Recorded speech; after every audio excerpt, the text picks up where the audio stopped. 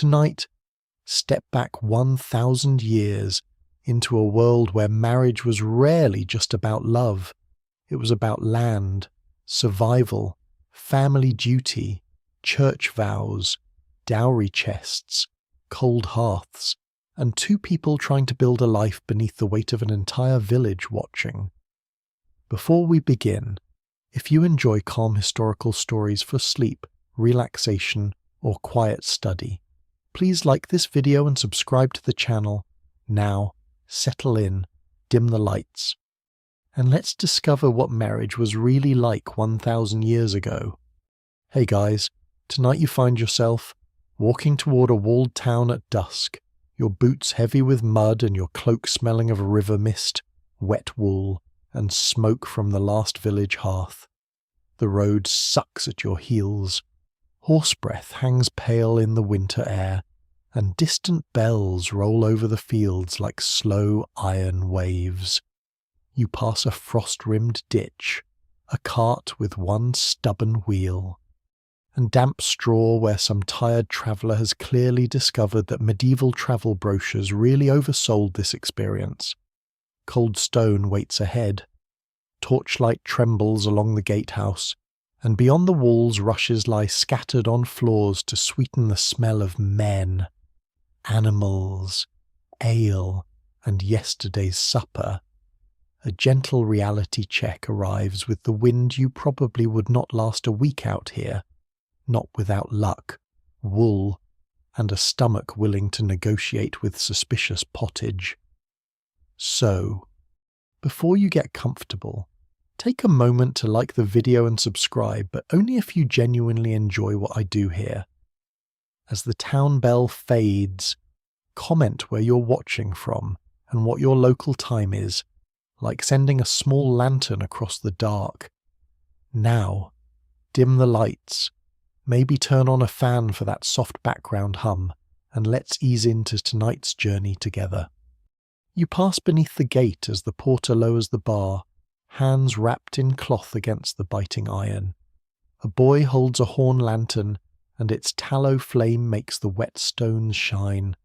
Inside the wall, the air smells of dung, rye bread, sour ale, onions, wood smoke, and river cold. Crooked houses lean together as if gossiping over your hood.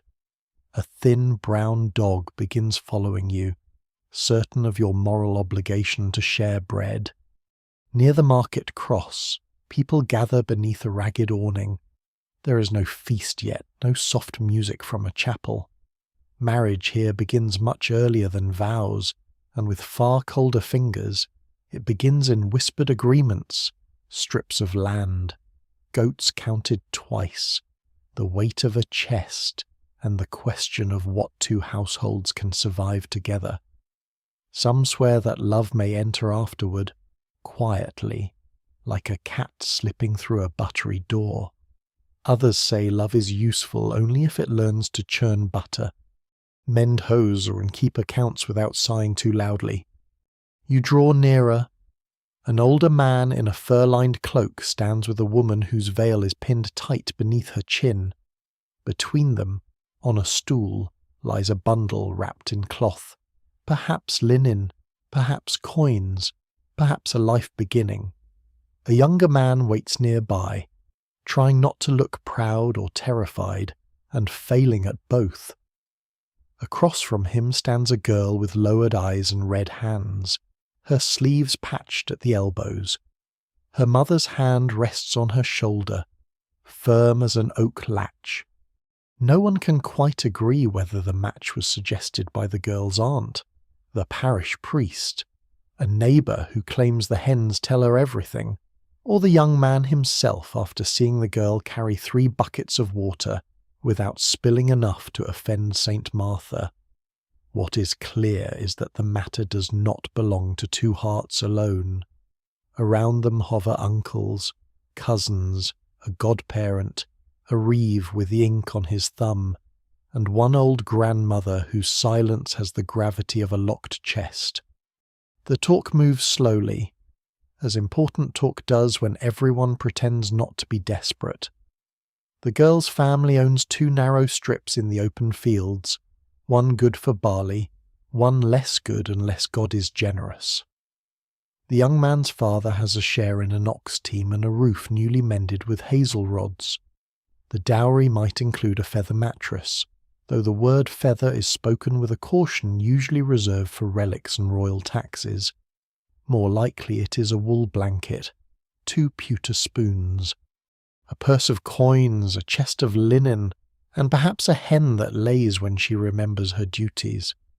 You stand close enough to hear the scrape of the stool, the hiss of damp firewood, the faint clink of a ring turned in someone's palm.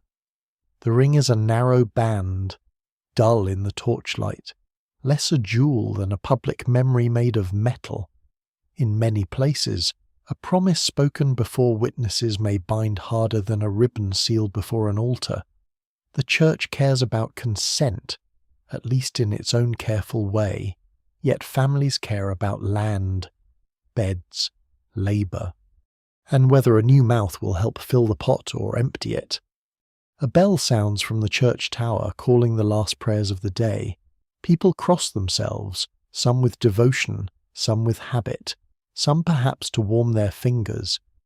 A peddler mutters that a wedding agreement after sunset invites quarrels unless a candle is lit before St. Anne. Another woman says St. Anne has survived worse bargains. Even now, it is hard to tell whether such customs are faith, caution, or simply the old comfort of doing something when the future has too many teeth. You follow the company into a low house near the inner wall. The dog follows too, now convinced it has been invited to negotiations. Rushes cover the floor, dry on top and less honourable beneath. Beeswax candles, saved for proper company, burn with a cleaner sweetness than tallow. A pot of pottage hangs over the fire, thick with peas, onions, and perhaps smoked fish whose heroic journey through the week is best not examined. Bread is laid on trenchers. Ale passes from hand to hand. Someone unties the bundle, folded linen, a spindle, 2 brass pins, a bone-handled knife, and a small cloth embroidered with a cross and a bird no one can identify. The grandmother wakes enough to touch it and declare it lucky.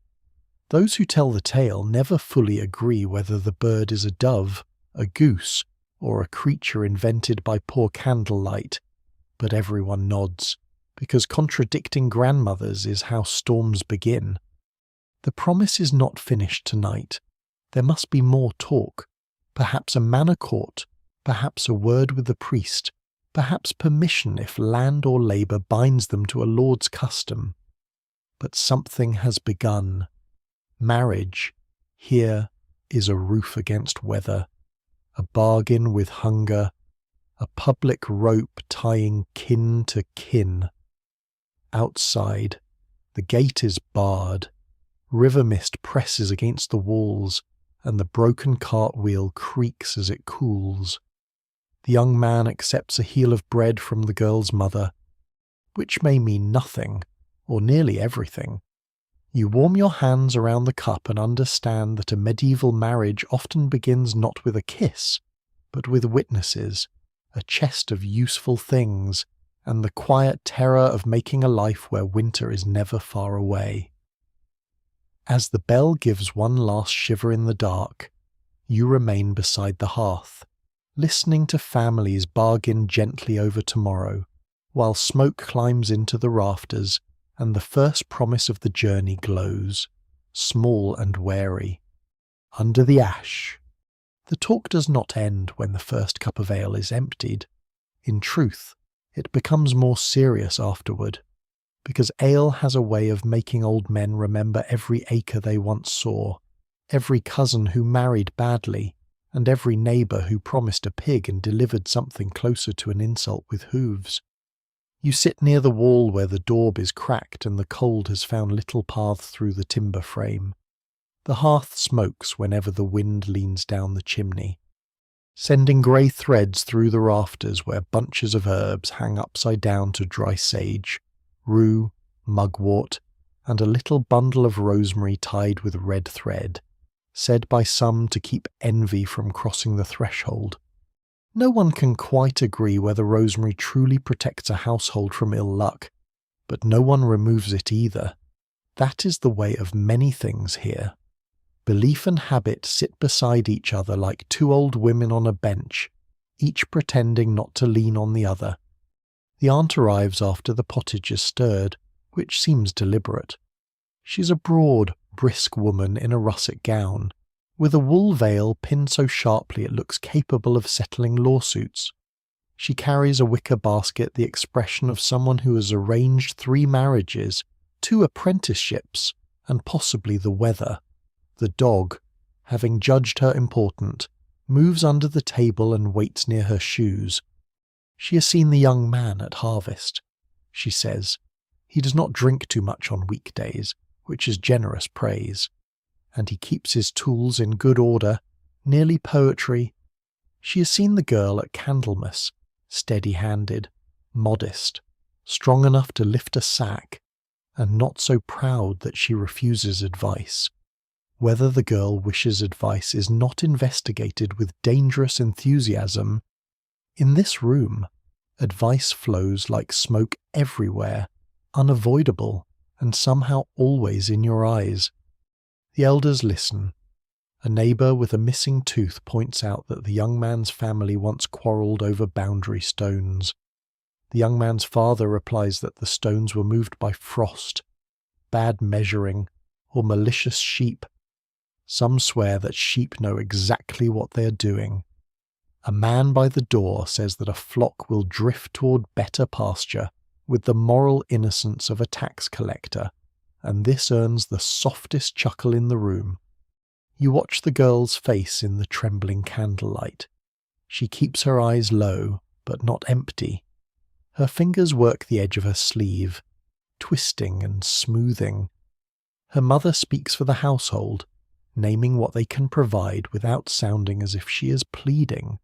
A length of linen, a second blanket if the spring lambing goes well, 2 hens, 1 black, 1 speckled, a little chest made by the girl's uncle, oak if you flatter it, mixed timber if you tell the truth. Iron keys hang from the mother's belt and knock softly together whenever she shifts her weight. The aunt weighs each item aloud, not cruelly, but with the grave rhythm of someone measuring grain before winter. A blanket is not merely a blanket.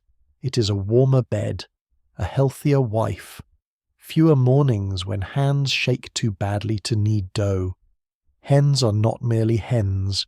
They are eggs, barter, broth, and an argument with a fox waiting to happen. Linen is not only cloth, it is childbirth sheets, burial shrouds, table covering, bandage, dignity. Marriage gathers the whole household into itself, like rushes swept into a corner. The young man is asked what he brings.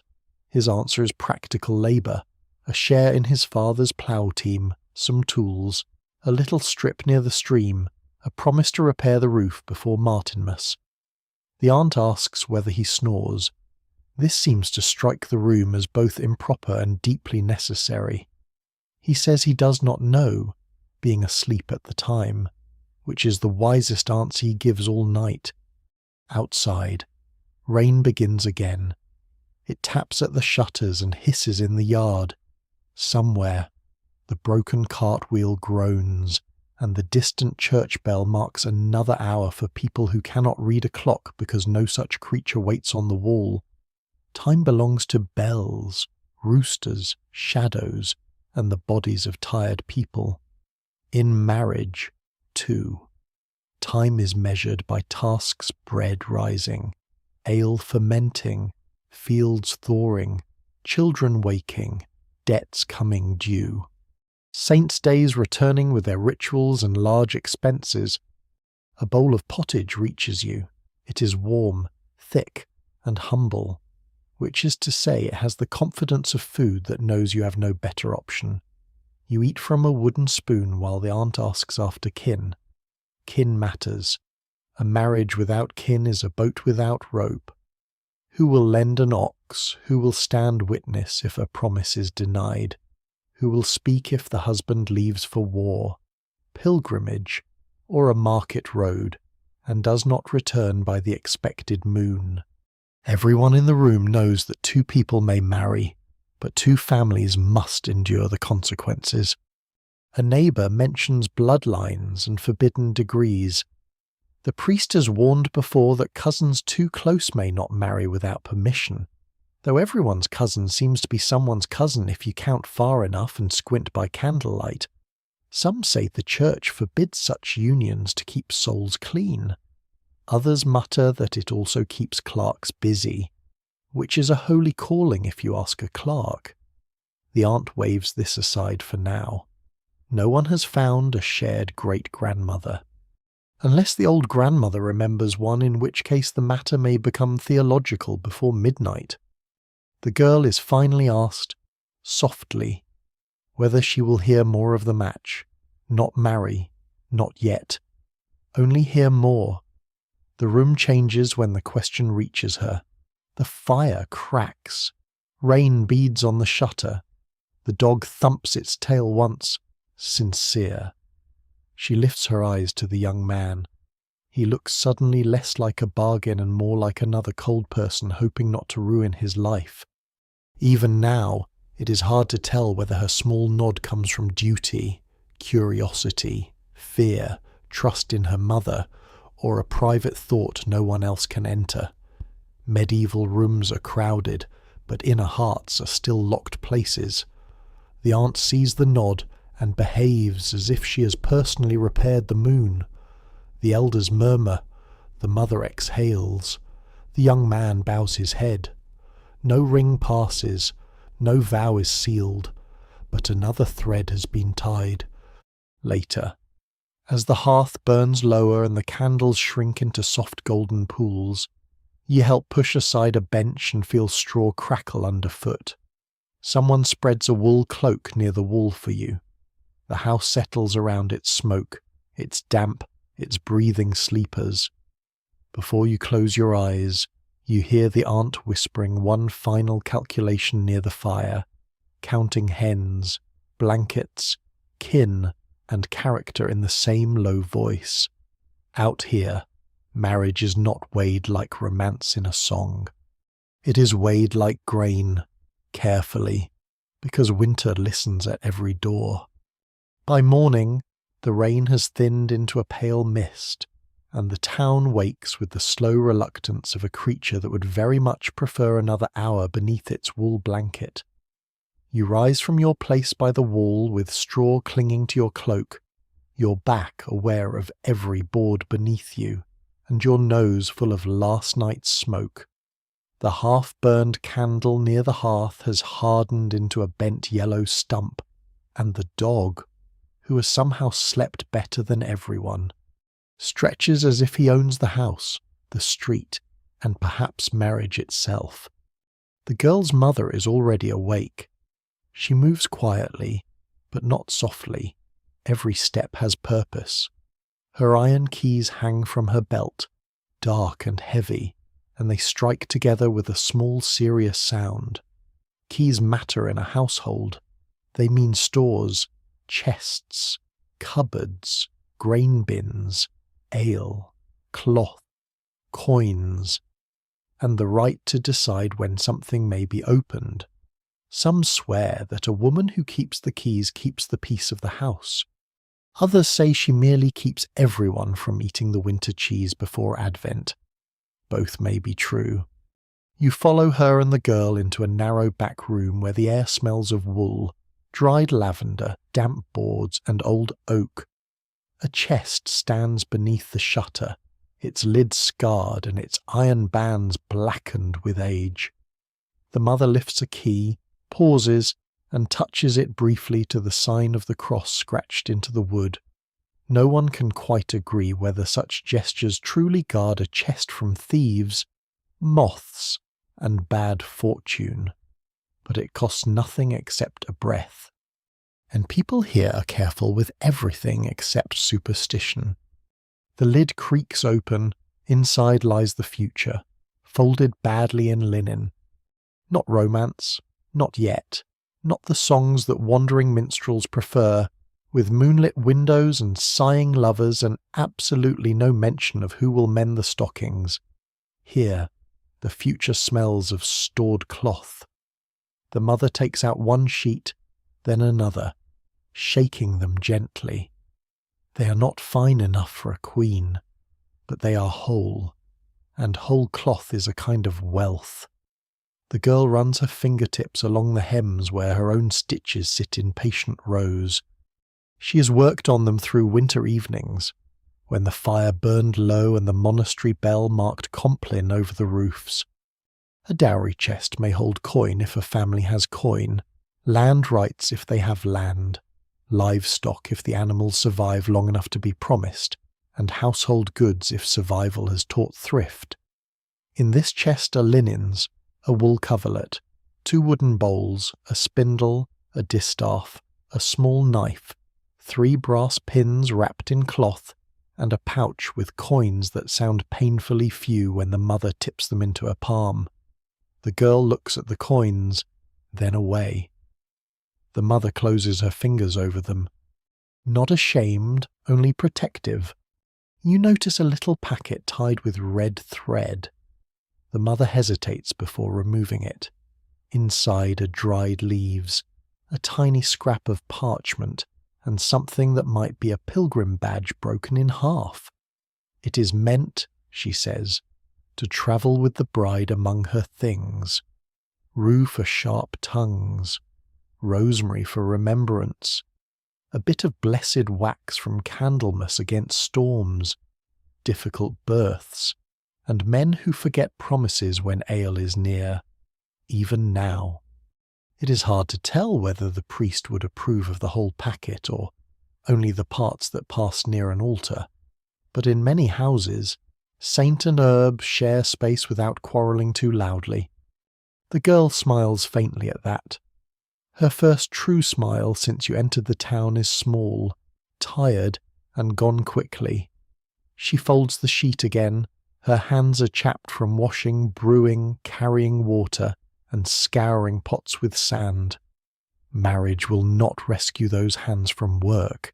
It will give them different work, more work, work with another name attached to it. Yet the chest is also protection.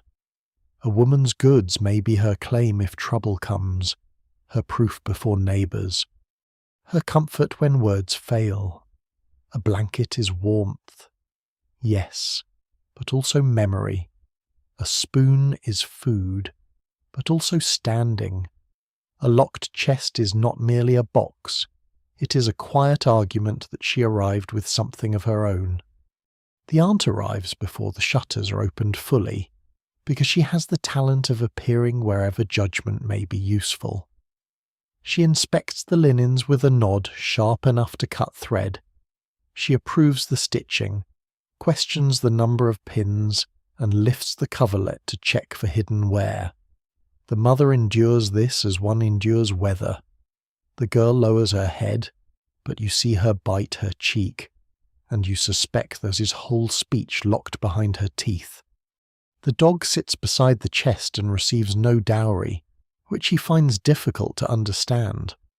A small wooden comb is added, then a belt, then a pouch of salt, not much, but enough to matter. Salt is precious in ways you feel only when every preserved fish, every winter meat, every healing rinse, every kitchen charm depends upon it. Some say a bride should carry salt into her new home so bitterness cannot take root. Others say it simply keeps food from spoiling, which is miracle enough. The aunt says both reasons are respectable if the pouch is tied properly. Outside, the street grows louder. Hooves splash through mud. A baker shouts. A woman beats dust from a blanket. Somewhere the broken cartwheel is being cursed in a tone that suggests deep personal betrayal. The town smells warmer now: bread crust, wet leather, ashes, and animals. You help carry a smaller bundle into the front room, where the young man's father has come to speak again. He removes his cap, shakes rain from the brim, and studies the chest with careful eyes. No one calls it buying a wife, not here in this room, not in so many words. The matter is more tangled and more human than that.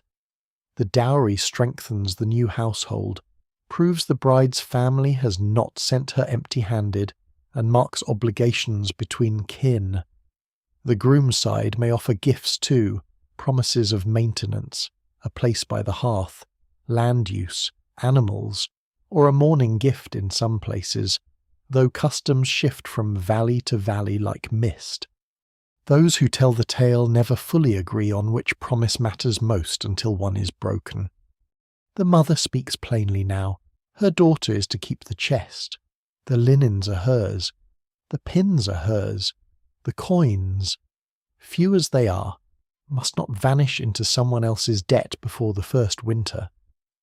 The young man's father nods, but slowly.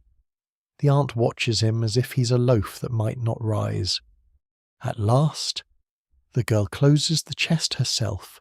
The iron latch falls with a sound both small and final.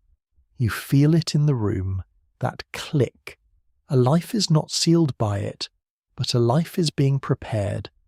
There will be court words yet, witnesses, priestly questions, public vows by the church door.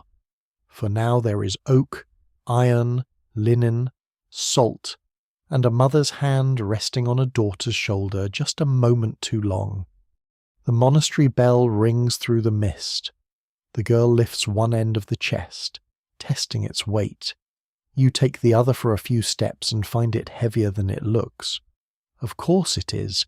It holds blankets, tools, coins, charms, expectation, fear, and the stubborn hope that two cold people might keep one another alive. The dog follows as you set it down again, sniffing the iron bands, unimpressed by history unless it smells edible.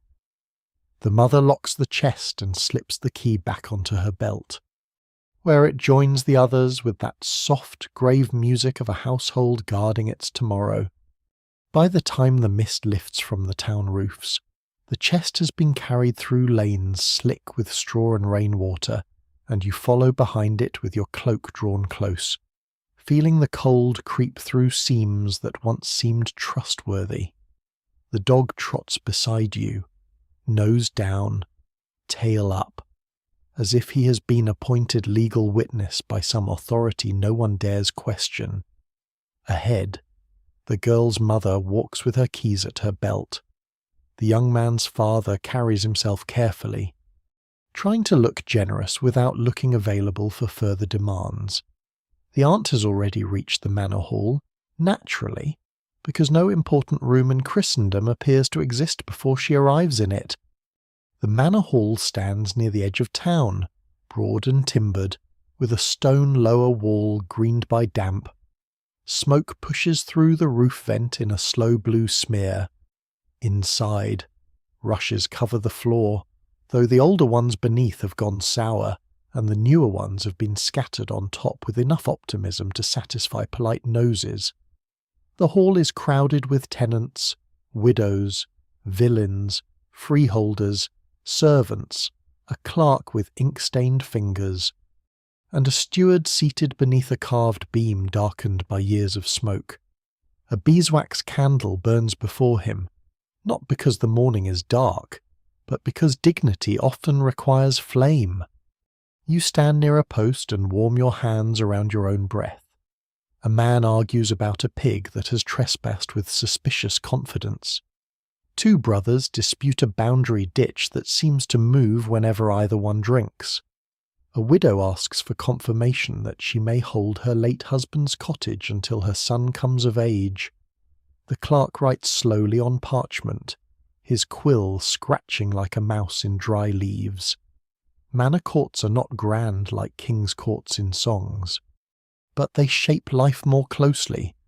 Here, people remember who owes labour, who may graze animals, who has paid fines, who has failed to repair a fence, and who may marry without angering custom.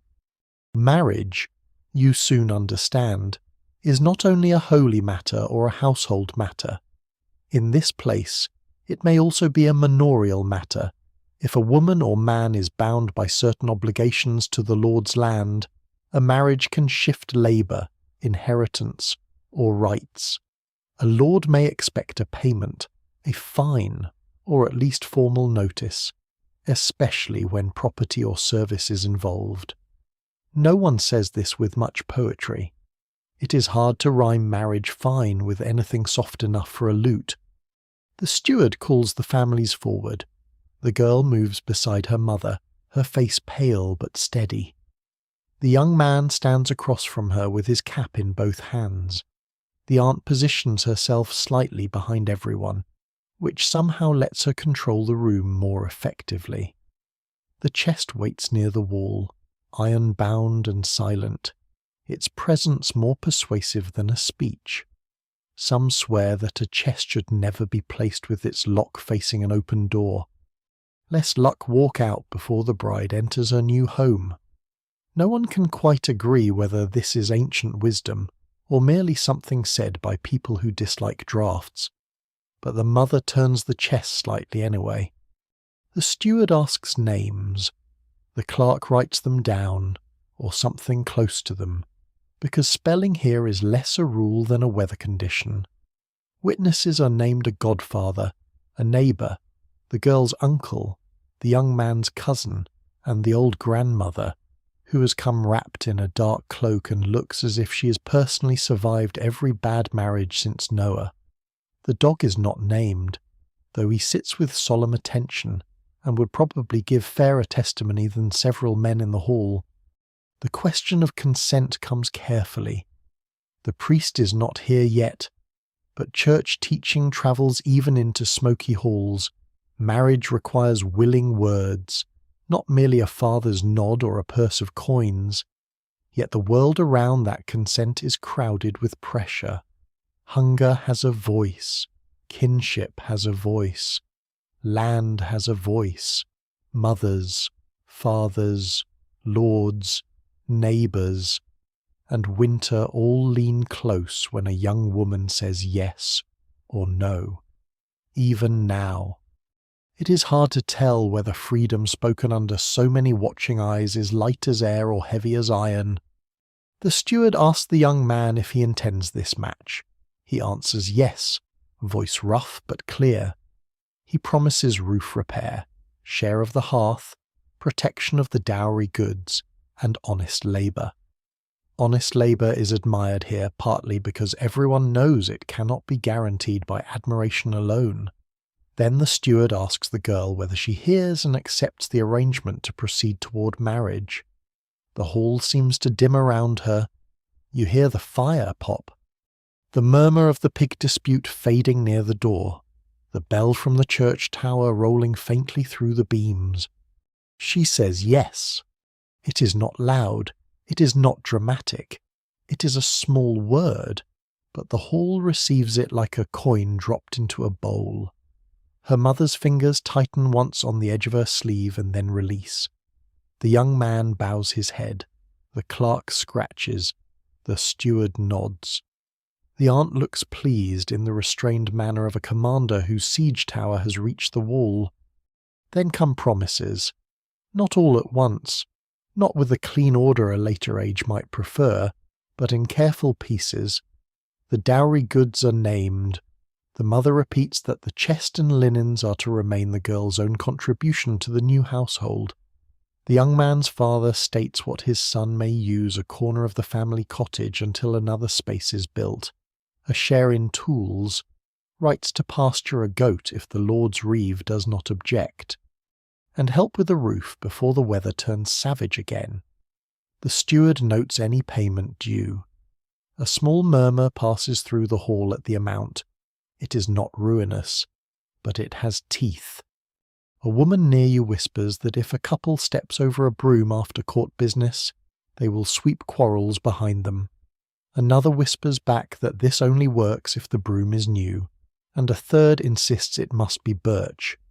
Those who tell the tale never fully agree, but by the doorway you notice an old broom leaning against the wall, watched with unnecessary suspicion.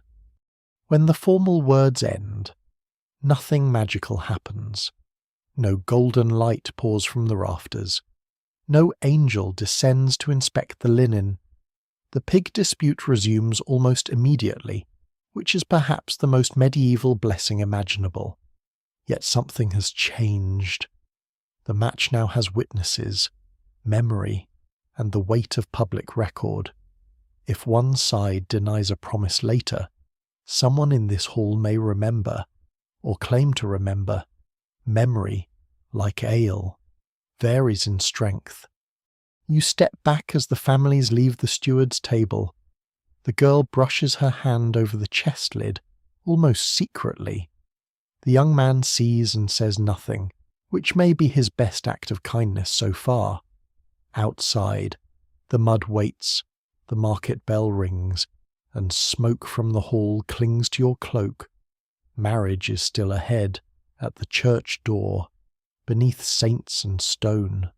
But here, under soot-black rafters among quarrels over pigs and ditches, you have watched the world make room for it.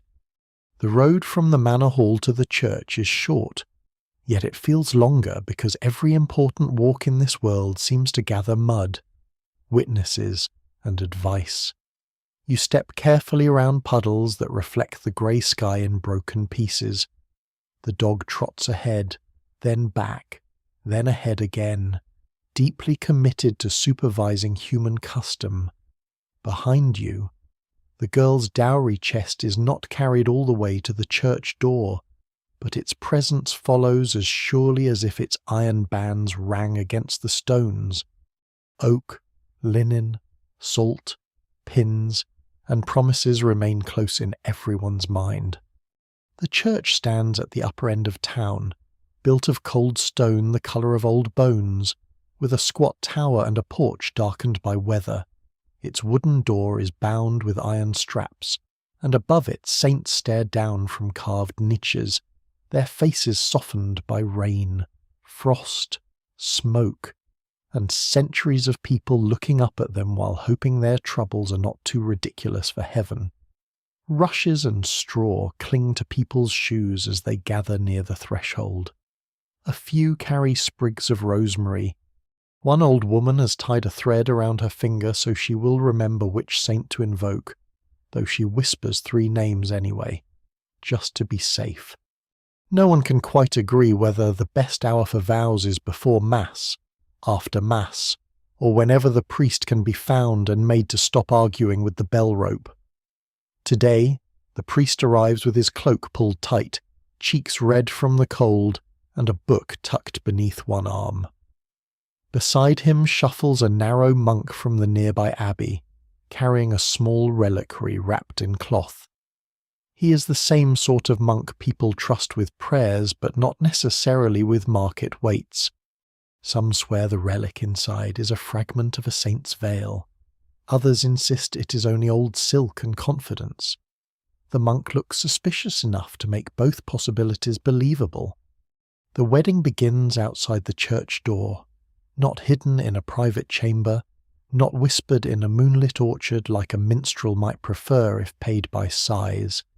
It begins in public, beneath stone, before kin, neighbours, enemies, pretending to be neighbours, and several children old enough to stare but too young to understand why everyone is so solemn. This is because marriage must be remembered. In a world where documents are precious, names are misspelled freely, and people die with unfinished arguments. Public memory is a kind of lock. Witnesses matter, words matter. A ring matters because many eyes see it pass. You stand near the porch wall, where damp moss darkens the lower stones. The girl wears her best gown, dyed a soft brown that might once have dreamed of russet. Her veil is clean, pinned carefully, and her mother has tucked a little rosemary near the edge where it barely shows. The young man's tunic has been brushed until it can offer no further improvement. His boots are still muddy, because no amount of hope can defeat the road between a cottage and a church in February. The priest asks them to stand close, not too close, because solemnity has elbows. The families form a half circle. The aunt watches from one side, looking as if she could correct the ceremony if heaven misplaced a phrase. The old grandmother leans on a stick, eyes bright beneath her hood. The broken cart wheel has finally been propped near a wall down the lane, and you hear someone still discussing it with bitterness, though more softly now, because Churchstone encourages restraint. The priest speaks of consent, of lawful joining, of promises made before God and community. His Latin flows like cold water over stones, then breaks into the common tongue so everyone can understand the dangerous parts. The young man must take the girl as wife. The girl must take him as husband. They must speak, not merely stand there while older people arrange the air around them. Even now, it is hard to tell whether the silence before their answers is holiness, fear, cold, or all three braided tightly together. The young man's voice comes first. It is steadier than it was in the manor hall. He speaks the promise as the priest guides him, and his words rise in small clouds before his mouth. He gives himself, his labour, his hearth, his faithfulness, though everyone nearby knows that faithfulness is easier to say outside a church than to live through hunger, sickness, debt, and the long irritations of shared winter. Still, the words matter because they are spoken aloud. They enter ears. They fasten themselves to memory. Then the girl speaks. Her voice is soft but clear enough to reach you. She promises herself as wife, before God and those gathered. Her mother lowers her eyes. Her aunt stops moving entirely. The dog, perhaps moved by the sacrament or merely bored, sits on the hem of a neighbour's cloak and is gently nudged away. A very small laugh passes through the crowd like a mouse under rushes, and even the priest's mouth twitches before returning to duty. The ring is brought forward. It is not grand. It does not flash like treasure in a king's hall. It is a plain band, warmed briefly in the young man's palm. The priest blesses it, and the monk tilts the wrapped reliquary nearby, as though the doubtful saint inside might wish to inspect the metal. Some people believe a wedding ring should be touched to a relic for luck. Others say it should be passed over a candle flame, or kept from falling at all costs, for a dropped ring may foretell quarrels. Those who tell the tale never fully agree whether a falling ring means sorrow, poverty, or simply cold fingers. Today, no one drops it, and several people look relieved enough to count that as a miracle. The young man places the ring upon the girl's finger. Her hand is red from cold. His thumb trembles once. The gesture is quick, almost awkward, yet the whole crowd leans toward it. A ring is small, but it can hold a village's attention better than a sermon. The priest joins their hands. He blesses them at the threshold, and the church door behind him seems to breathe out old incense, damp stone, beeswax, and the faint mineral chill of a holy places. Only after the vows do they move inward for mass and further blessing.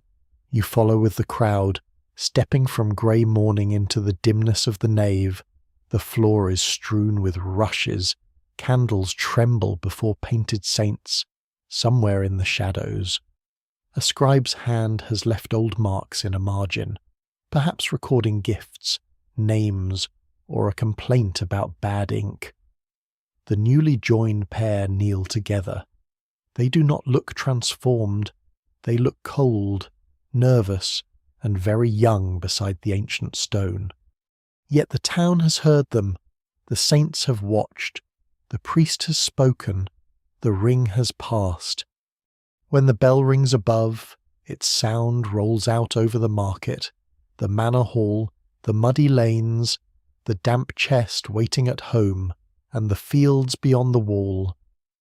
You stand in that vibration and feel how marriage here becomes real, not in one private feeling, but in layers: family bargain, household goods, manor record, spoken consent, blessed ring, public memory.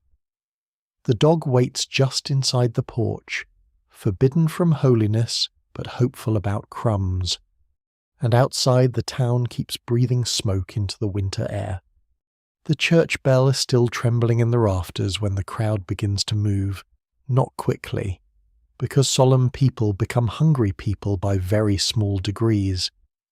You step back into the pale winter day with the others, your eyes adjusting from candle darkness to the grey shine of wet stone.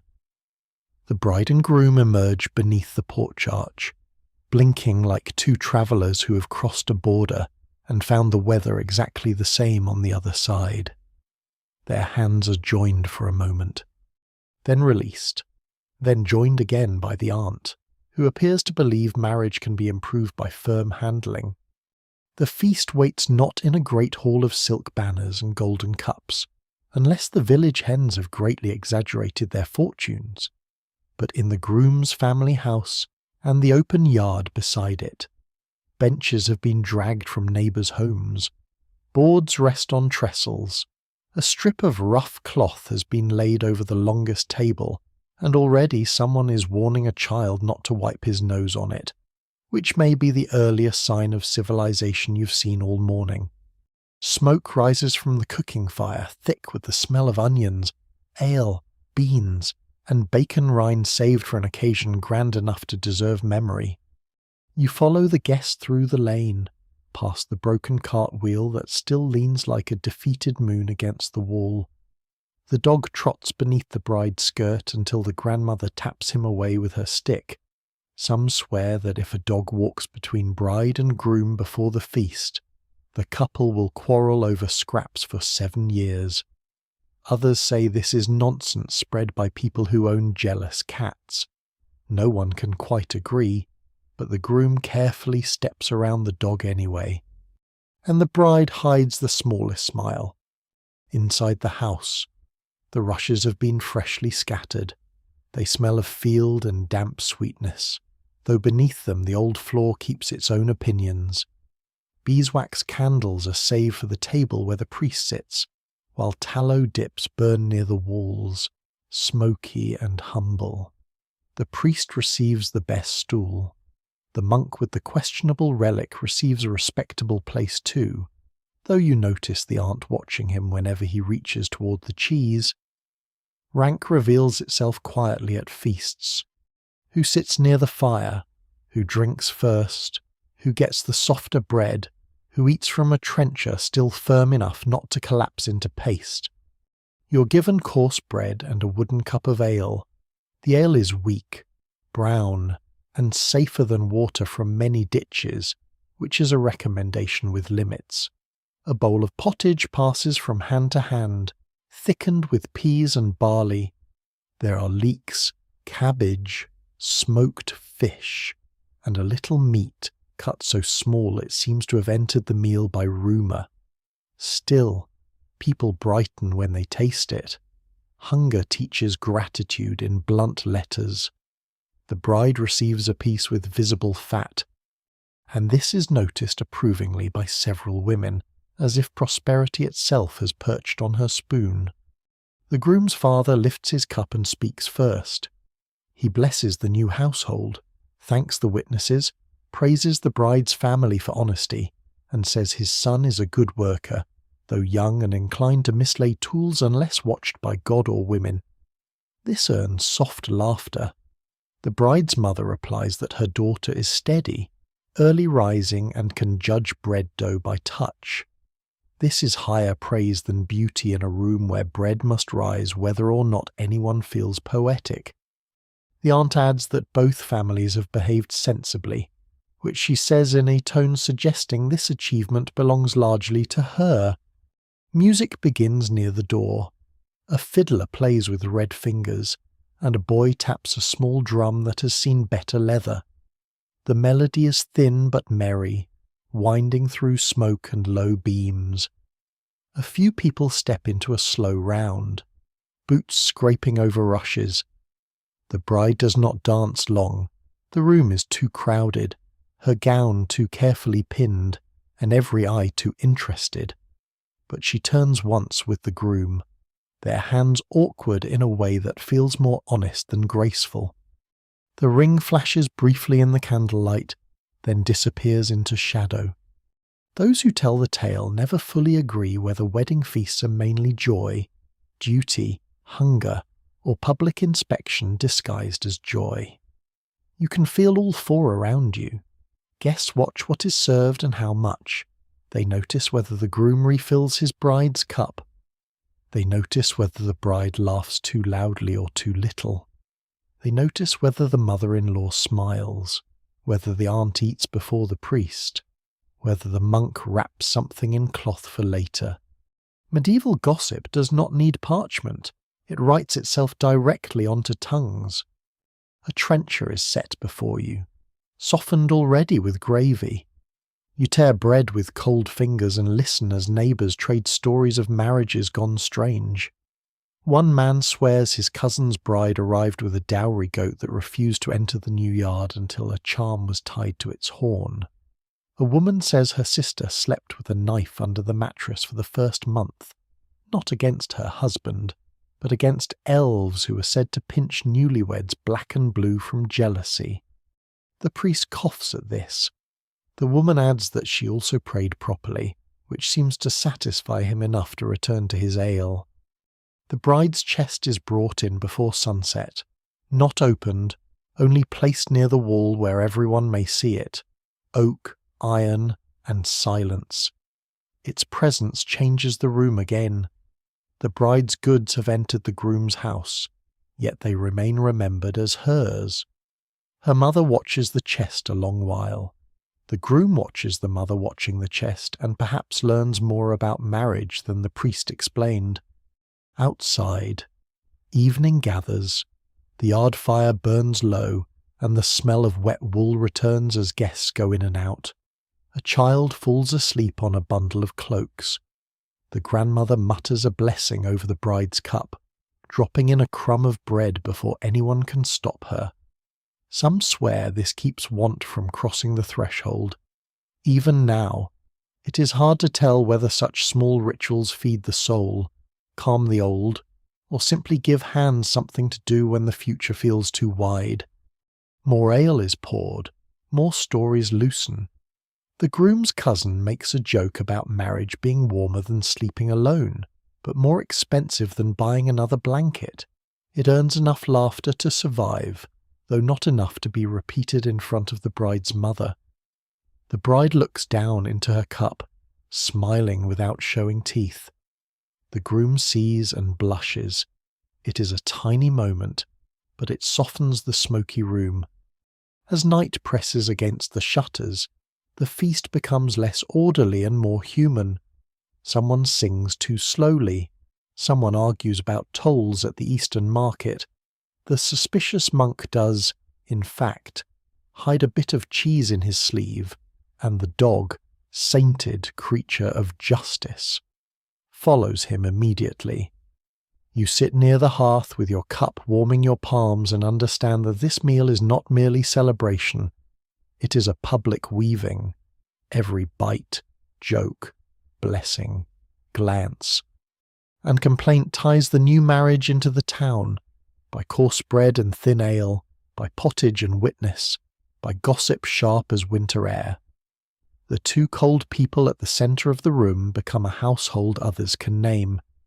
By the time the last grey thread of evening has vanished from the shutters, the wedding feast has softened into embers, murmurs, and the heavy breathing of people who have eaten more than winter usually permits. You sit near the hearth, your cup empty, your cloak warmed on one side and still damp on the other. Smoke clings to the rafters. The half-burned candle from the morning has been joined by others, all of them sagging slowly, like tired monks after copying too many psalms. The dog lies beneath the table with his nose on his paws, guarding a treasure of dropped crumbs and one piece of stolen cheese that may yet become evidence against the suspicious monk. The bride and groom sit apart for a little while, which does not mean they are being ignored. No one at a medieval wedding is truly ignored, except perhaps the person trying to sleep. Older women gather near the bride, adjusting her veil, smoothing her sleeves, whispering things too low for you to hear.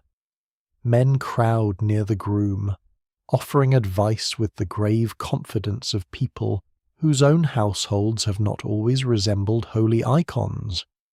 The aunt moves between both camps like a messenger in a very small war.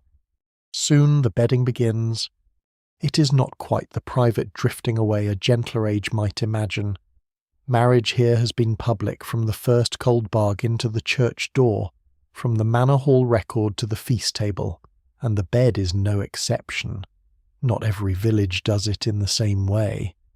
Those who tell the tale never fully agree whether the older customs are meant to bless the couple, protect the dowry, prove the marriage, or simply give everyone one more excuse to sing badly after ale. Perhaps all of these are true, and perhaps nobody wants to admit the singing is the main attraction. A torch is lit from the hearth, its flame snaps and bends, sending orange light along the low beams. Someone lifts a beeswax candle before the bride, its sweeter scent cutting through tallow smoke and wet wool. A neighbour carries a wooden bowl of warmed ale with spices, though the spices are so few that calling it spiced ale feels like flattery with cinnamon somewhere in its ancestry. The grandmother takes a crumb of bread, presses it into the bride's palm, and murmurs that no hungry spirit should cross the threshold before dawn. No one can quite agree whether hungry spirits prefer wedding nights or merely kitchens, but the bride closes her fingers over the crumb all the same. You rise with the others and follow the small procession toward the sleeping chamber. The house has no grand gallery, no painted ceiling, no bed hung with silk. It has narrow walls, a packed floor, a stool, a chest, a peg for cloaks, and a bed that looks both precious and overworked. Straw fills the mattress beneath rough ticking. A wool blanket lies folded at the foot. The bride's own coverlet, brought from her dowry chest, is carried in and shaken out carefully. It smells faintly of lavender, oak, and the cold back room where it waited through so many ordinary days. The women set it over the bed. The mother does this herself. Her hands move slowly, smoothing each corner as if she can smooth the future. Her keys hang silent now against her skirt. The groom watches from the doorway, uncertain whether to help, speak, or become furniture. The young men behind him begin a song, soft at first, then louder. It is a teasing bedding song, full of harvest metaphors that are technically about fields and not technically subtle. The priest, who has followed only as far as propriety allows, coughs in a way that suggests theology has encountered folk music and lost. The aunt silences the worst verse with a look. It is a powerful look. Somewhere in the room, even the torch seems to behave. You stand near the wall, half hidden by shadows, and feel how practical the ritual is beneath its laughter. The bed is examined because bedding is wealth. Blankets are counted because blankets keep people alive. Witnesses gather because marriage has legal weight. The bride's coverlet is seen because her goods must be remembered. A household is being assembled before watching eyes, not only emotionally, but materially: bed, chest, blanket, spoon, key, hearth, roof, labour, consent, kin. Some swear that placing shoes neatly beside the bed keeps a couple from wandering into quarrels. Others say the shoes must point the same way, or the pair will spend life pulling against each other. Even now, It is hard to tell whether such signs are believed deeply or performed for comfort, like checking a latch twice before sleep. The grandmother bends with effort and nudges the bride's shoes until both toes face the same direction. The dog, seeing shoes receive attention, tries to sniff them and is removed from the chamber with respectful firmness. The bride is led to sit on the edge of the bed. Her veil is loosened, but not carelessly. Modesty still shapes the room. Her mother kisses her forehead, quick and almost hidden. The aunt gives one final instruction about keeping the chest locked, drying wet stockings by the fire before they sour, and not letting hens into the buttery even if they appear persuasive. This is perhaps the most useful marital counsel offered all day. The groom is brought forward. He looks less like a man entering triumph and more like someone approaching a difficult bridge in fog. His friends clap his shoulder until the aunt tells them to stop treating him like a sack of meal. He sits beside the bride, leaving a careful space between them. Their hands rest near each other on the wool blanket. For a moment, the room quiets. The torch pops.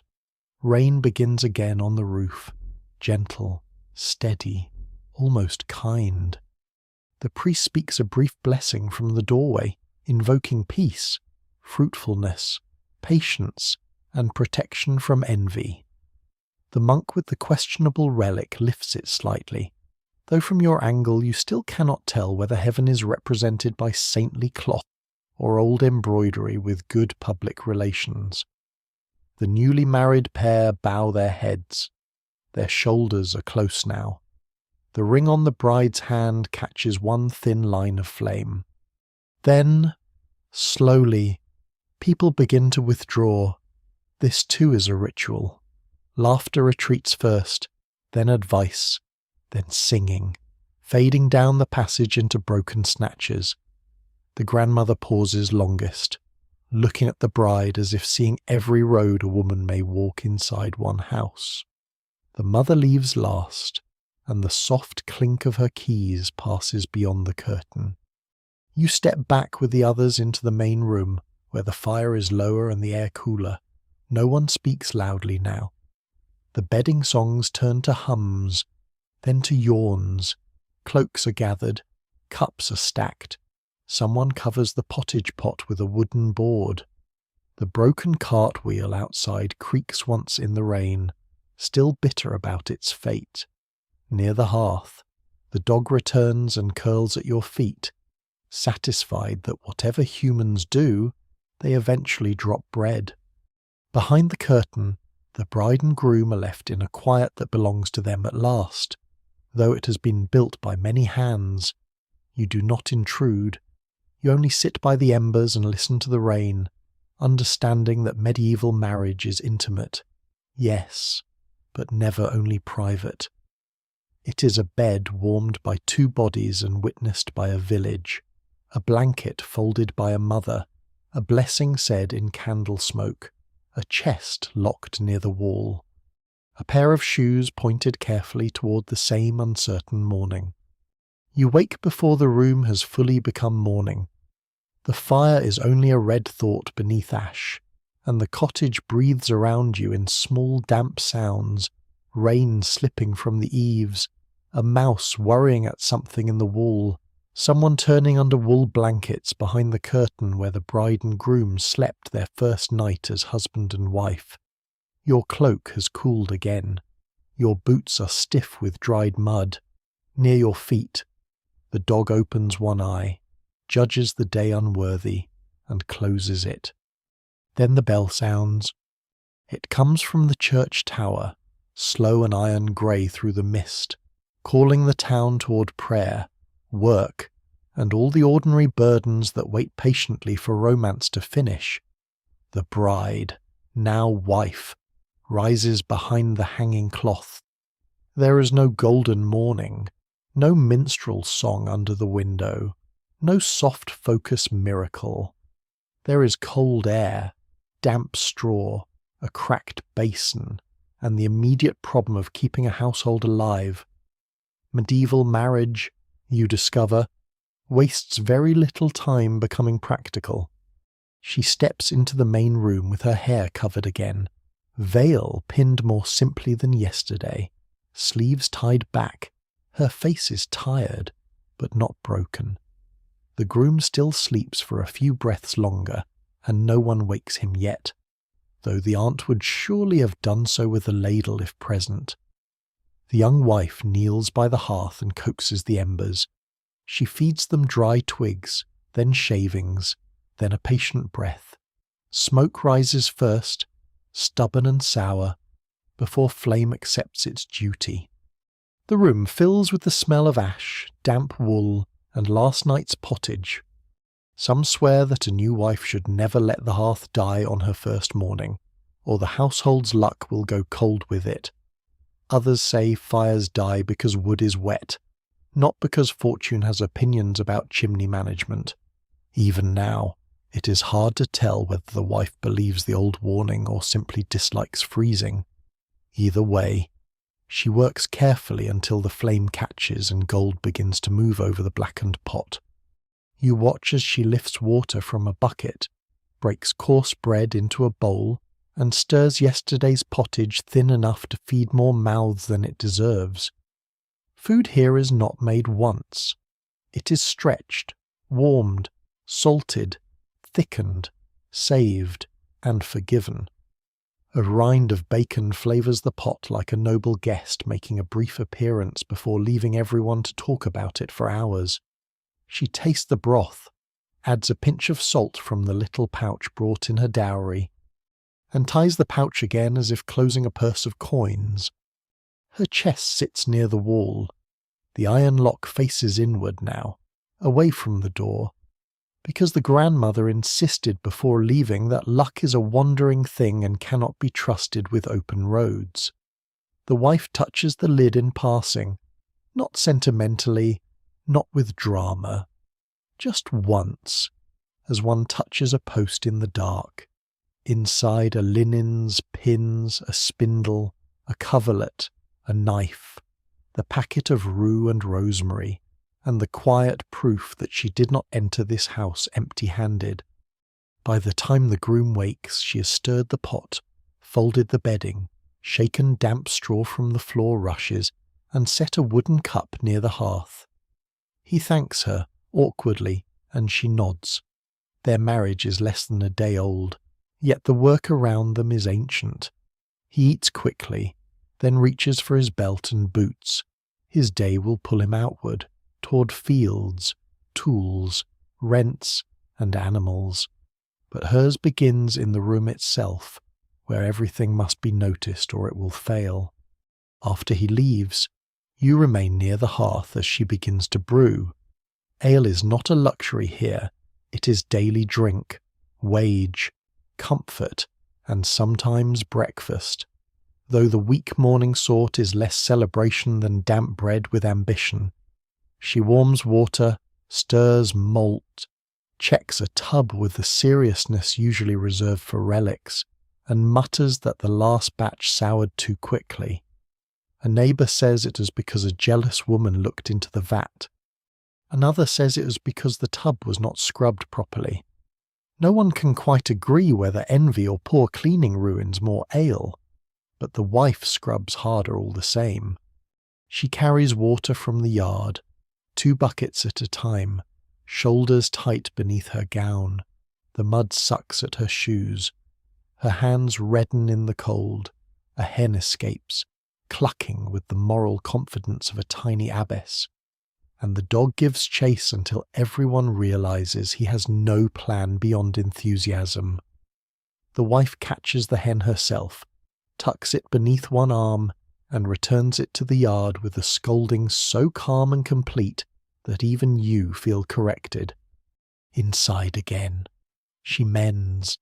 The groom's hose have a tear near the heel, a sleeve needs patching, a cloth must be hemmed before it frays into uselessness. She sits near the window where light enters thin and grey, needle flashing in and out. Her stitches are small, steady, nearly invisible.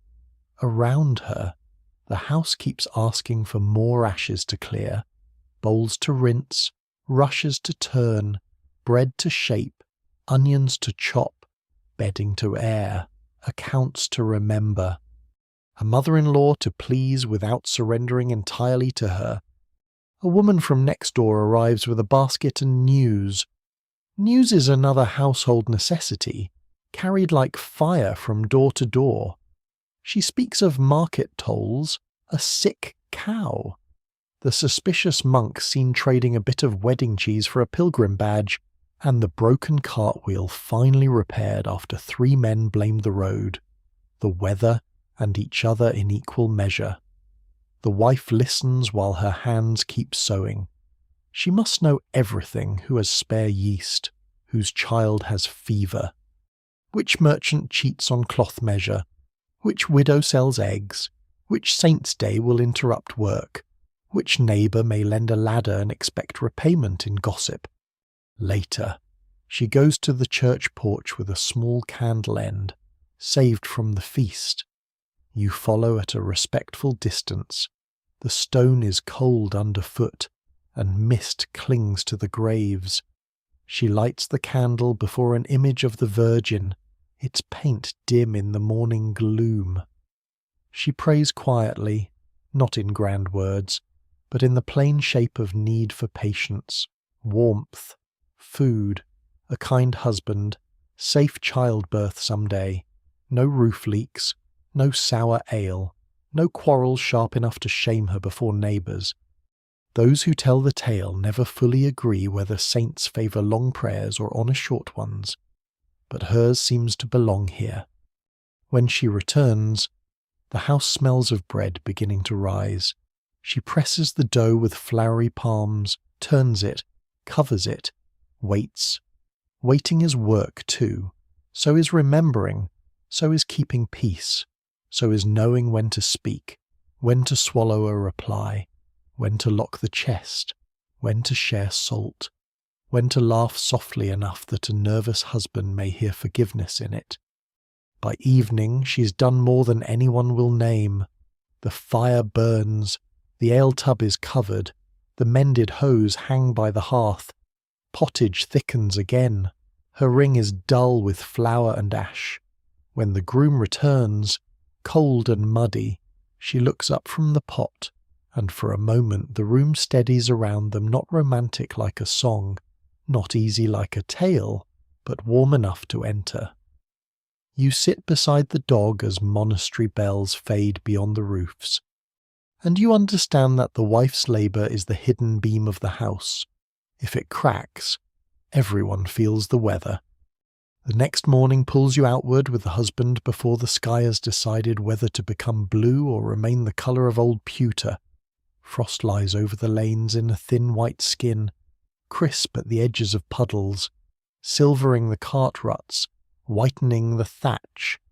The wife is already awake behind you, stirring the hearth from its bed of ash, and the smell of warming pottage follows you to the door like a hand resting briefly on your shoulder.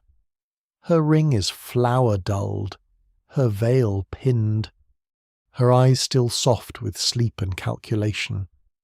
The husband takes a heel of bread, wraps it in cloth, checks the haft of his small axe, and steps into the cold. You trudge beside him as the town gate opens to the fields. The porter yawns so widely he seems in danger of losing his soul into the morning air. The dog slips through behind you with the confidence of a creature who pays no toll, owes no rent, and contributes nothing except morale and occasional theft. The husband glances down at him and says the dog had better catch mice if he means to eat. The dog accepts this contract in silence, which is how many bad contracts begin. Beyond the walls, the land spreads in long open strips, pale with frost and dark where feet have broken the crust. The monastery bell rings prime somewhere beyond the mist. Time, out here, is not written on a dial, but carried in sound, hunger, light, and the ache in a man's back. The husband's family holds narrow rights in several strips. each one separated from the next like torn pieces of cloth laid across the earth. He names them as you pass barley here, oats there, beans if the soil behaves, which it rarely does without supervision, prayer, and manure. A plough team waits near the lower field, 2 oxen steaming in the cold, their hides rough, their eyes calm with the ancient patience of animals who know humans are temporary inconveniences. The husband checks the yoke, the leather straps, the iron share. Tools matter terribly. A cracked handle, a missing peg. A bent blade may mean delay, and delay may mean a poorer harvest, and a poorer harvest may mean hunger by Lent. He carries a small pouch of nails, a whetstone, and a strip of leather for quick repairs. He touches the plough beam once before beginning, almost like a blessing. Some swear that iron tools should not be left crossed overnight, or the field spirits will quarrel and sour the soil. Others say crossed tools merely trip tired men in the dark, which is also a kind of curse. No one can quite agree whether the husband believes such things, but when he finds a rake lying across a hoe near the hedge, he separates them with his boot before saying anything. Practical men often have the most carefully hidden superstitions. The work is slow. The oxen lean into the yoke. The plough cuts dark lines through the frost-softened earth. Mud clings to boots, hems, and patience. You walk behind him for a while, feeling the weight of each turn, each furrow, each breath. He does not speak much. Words waste warmth. His hands redden around the handles, and his shoulders tighten beneath his wool cloak. Marriage, for him, is not only a wife by the hearth or a ring blessed at the church door. It is another stomach to feed, another body to protect, another set of kin to answer, another reason the field must not fail. By mid-morning the sun is a pale coin behind cloud, and the husband stops near a hedge to eat. You sit with him on a fallen log, sharing coarse bread and a strip of hard cheese wrapped in cloth. The dog sits before you with the mournful dignity of a saint unjustly denied relics. The husband gives him one crumb, which the dog receives as proof of deep friendship and future rights. Across the field, another man shouts at an ox. The ox ignores him with professional calm. The husband speaks then, not as if telling a story, but as if setting stones in a wall. Rent is due after the next market. The Lord's Reeve will ask for labour on the domain fields. The roof still needs mending before another hard rain. His wife's chest must remain safe. The dowry goods must not be swallowed by household need too quickly, though need has a large mouth and poor manners.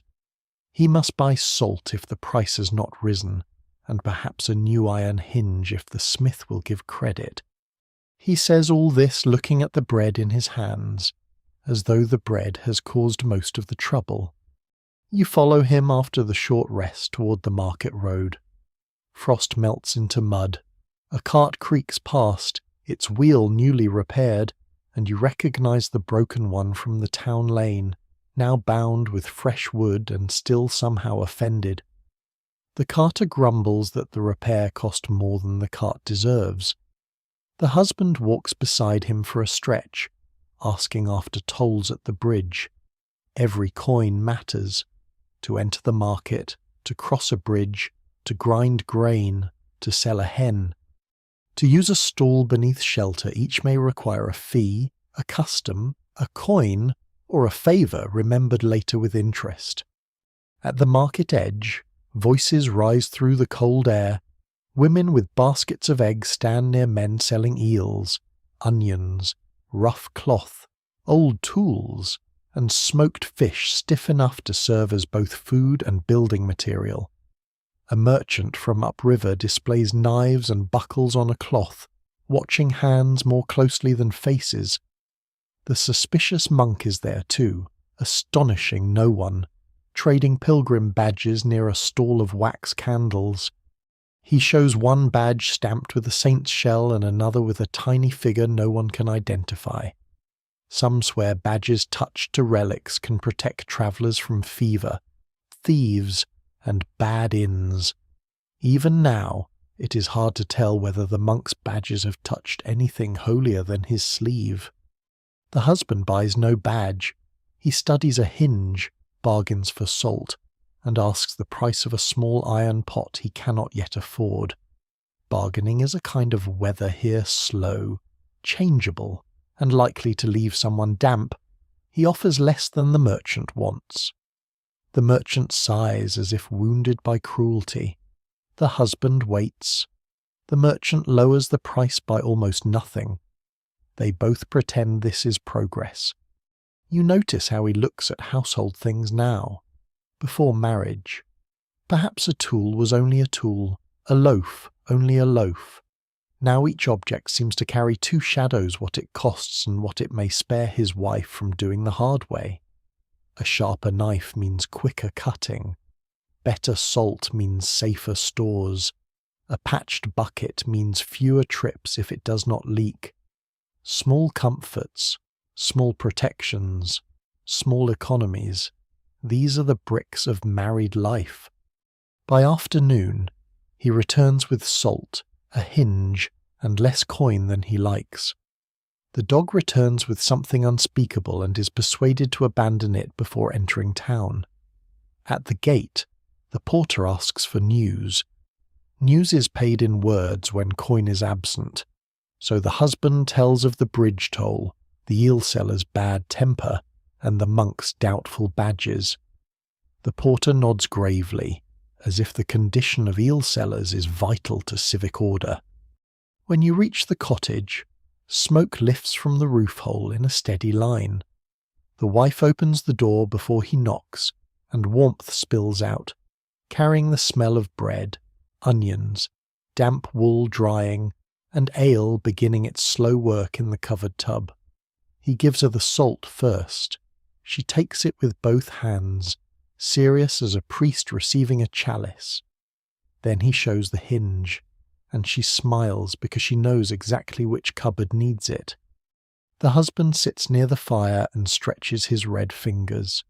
She sets pottage before him.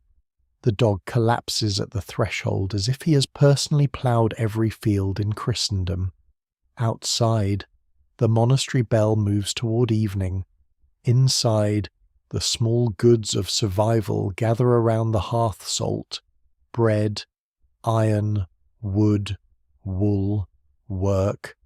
You sit in the warmth and understand that for a medieval husband, marriage is not lordship alone, nor comfort alone, nor any simple song sung by men with clean hands. It is the uneasy duty of bringing something home before the dark asks what the day was worth. The warmth of the cottage does not hold you forever. Morning comes again with a thin crust of ice on the water bucket and a pale light pressing against the shutters, and soon you find yourself on the road with the young wife and husband together, carrying a small basket toward a roadside shrine beyond the lower fields. The errand is simple enough: return a borrowed cloth to a cousin's house, leave a candle end at the shrine, and ask whether a neighbour near the mill still has good yeast to spare. In this world, even tenderness travels with practical business tucked under its arm. The wife walks with her cloak gathered close, the basket looped over one wrist. Inside it are a folded cloth, 2 small loaves, a twist of salt, and a little beeswax candle saved from the wedding feast. The husband carries a staff and a bundle of kindling tied with cord, because no sensible person wastes a walk by returning empty-handed. The dog comes too, of course, trotting ahead with the confidence of a royal herald and the table manners of a wolf who has attended church once. The road bends away from the town wall, past hedges beaded with frost and fields lying flat beneath winter. Rooks lift from the furrows in black scraps. Smoke from cottages trails low in the cold air. Somewhere behind you, the monastery bell marks the hour, softened by distance until it seems less a command than a memory. The wife steps carefully where the mud has frozen into ridges. The husband notices without speaking and slows his pace.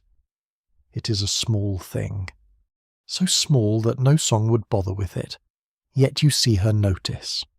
Marriage here may begin with land, kin, dowry, consent, witness, and a ring held in public light. But feeling does not always obey the order of the ceremony. Love, if it comes, may come afterward, cautiously, like a shy animal at the edge of a winter yard. No one can quite agree whether love makes a marriage strong, or whether a strong marriage gives love somewhere to sit. Those who are hungry tend to prefer bread first and philosophy later. The shrine stands where the road meets a little footpath toward the mill. It is only a stone niche beneath an old thorn tree, with a painted saint weathered almost faceless by rain. Pilgrim badges, bits of ribbon, small crosses of twig, and scraps of cloth hang from the branches. Some swear that tying a thread there helps heal sore eyes, lame feet, or a heart made heavy by bad news. Others say the thorn tree is older than the saint and has been accepting people's worries since before anyone carved the niche. Even now, it's hard to tell whether the place belongs more to heaven, habit, or the deep human need to leave sorrow somewhere outside the house. The wife takes the candle end from the basket. Her fingers are red and stiff, so the husband cups his hands around hers while she shields the flame from the wind. Neither of them makes a show of it. There is no grand glance, no trembling music, no sudden declaration fit for a courtly romance. There is only breath, cold, wax, and two pairs of hands making one small shelter for fire. The candle catches at last, the flame bending and straightening in the niche. The wife sets it before the saint, and the husband steps back with her. She prays softly. You cannot hear every word, but you catch enough hearth, bread, patience, safe roads, no sickness, no shame. The husband crosses himself, a little awkwardly, perhaps more used to asking saints for weather than wisdom. The dog sniffs at the thorn tree and appears spiritually unmoved. They continue along the path, and the air grows wetter near the mill stream. Ice clings to reeds. The mill wheel turns slowly, dark water slipping over it with a sound like cloth being torn very gently. At the cousin's house, the wife returns the folded cloth, and there is talk at the doorway, a child with a cough, hens not laying, a rumour that the reeve may increase labour days, and the outrageous price of onions, which everyone agrees is a sign of moral decline. The husband waits outside, breaking dead twigs from a hedge for kindling. He does not hurry her. That, too, is a kind of kindness. On the way back, snow begins not heavy, only a dusting, soft enough to vanish on the road but white on the hedge tops. The wife slips once near a rut. The husband catches her elbow. She laughs under her breath, embarrassed, and he says the road is treacherous, not her feet. It is not a clever remark. It is better than clever. It is useful. She keeps hold of his sleeve for several steps after the rut has passed. You walk behind them and think of all the stories sung in halls, of knights loving ladies from afar, of letters hidden beneath silk, of lovers sighing under towers while servants somehow handle all the laundry. Such songs exist, yes, and people enjoy them, especially when the fire is warm and someone else has paid for the wine. But here on the road, love looks different. It looks like slower walking, like remembering which cupboard needs a hinge, like giving the warmer side of the hearth without announcing the sacrifice, like saving the last soft part of the bread for someone whose hands have been in cold water all day. The wife opens the basket and breaks one of the small loaves. She gives half to him, keeps half for herself, and throws a tiny crumb to the dog, who receives it as a legal entitlement. The bread is coarse, the crust hard, but they eat it beneath the hedge while snow freckles their cloaks. The husband tells her that the salt merchant may be at market again by Thursday. She tells him the ale may be ready if it does not sour. He says nothing about jealous women looking into the vat. She raises an eyebrow as if daring him.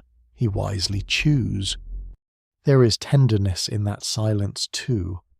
By the time the town wall comes back into view, dusk has begun to gather in the folds of the fields. The gatehouse torch burns early, blurred by falling snow. The broken cartwheel is gone from the lane at last, though people will speak of it for weeks because a good inconvenience should never be wasted. At the cottage, the wife shakes snow from her cloak, and the husband knocks mud from his boots before stepping inside. He remembers. She notices. The hearth is still alive under ash. Together. They coax it up. The room fills slowly with warmth. She sets the basket down near the chest. He lays the kindling by the wall. Their hands meet briefly over the firewood, and neither pulls away quickly. Outside, bells drift through the darkening air. Inside, pottage waits. Wool dries, and the candle smoke from the roadside shrine seems to linger in your thoughts. Perhaps love in such a marriage is not a thunderclap. Perhaps it is a coal under ash, easy to miss if you only look for flame, but strong enough. With care to warm the room by morning. The next day turns wet instead of white. Snow becomes rain before dawn, and the lanes of the town loosen back into brown mud, as if winter has changed its mind but not improved its manners. You stand beneath the low eaves of the cottage while water falls from the thatch in silver strings. Inside, the wife is turning the floor rushes with a wooden rake, drawing the fresher stalks over the sourer ones beneath. The husband is fastening the new hinge to the cupboard with careful blows, each tap of the hammer sounding more hopeful than the cupboard deserves. For a little while the house feels nearly peaceful. Bread warms near the hearth. The ale tub gives off its yeasty breath. The dog sleeps under the bench, dreaming, perhaps, of a world where cheese walks freely into his mouth. Then the hinge slips. The husband curses under his breath, not loudly enough to frighten saints, but enough for marriage to notice. The wife says he is holding it crooked. He says the wood is warped. She says the wood was warped yesterday and somehow blameless then. He says nothing, which is not the same as peace. You feel the room tighten. A small quarrel in a medieval house does not remain small because the room is small.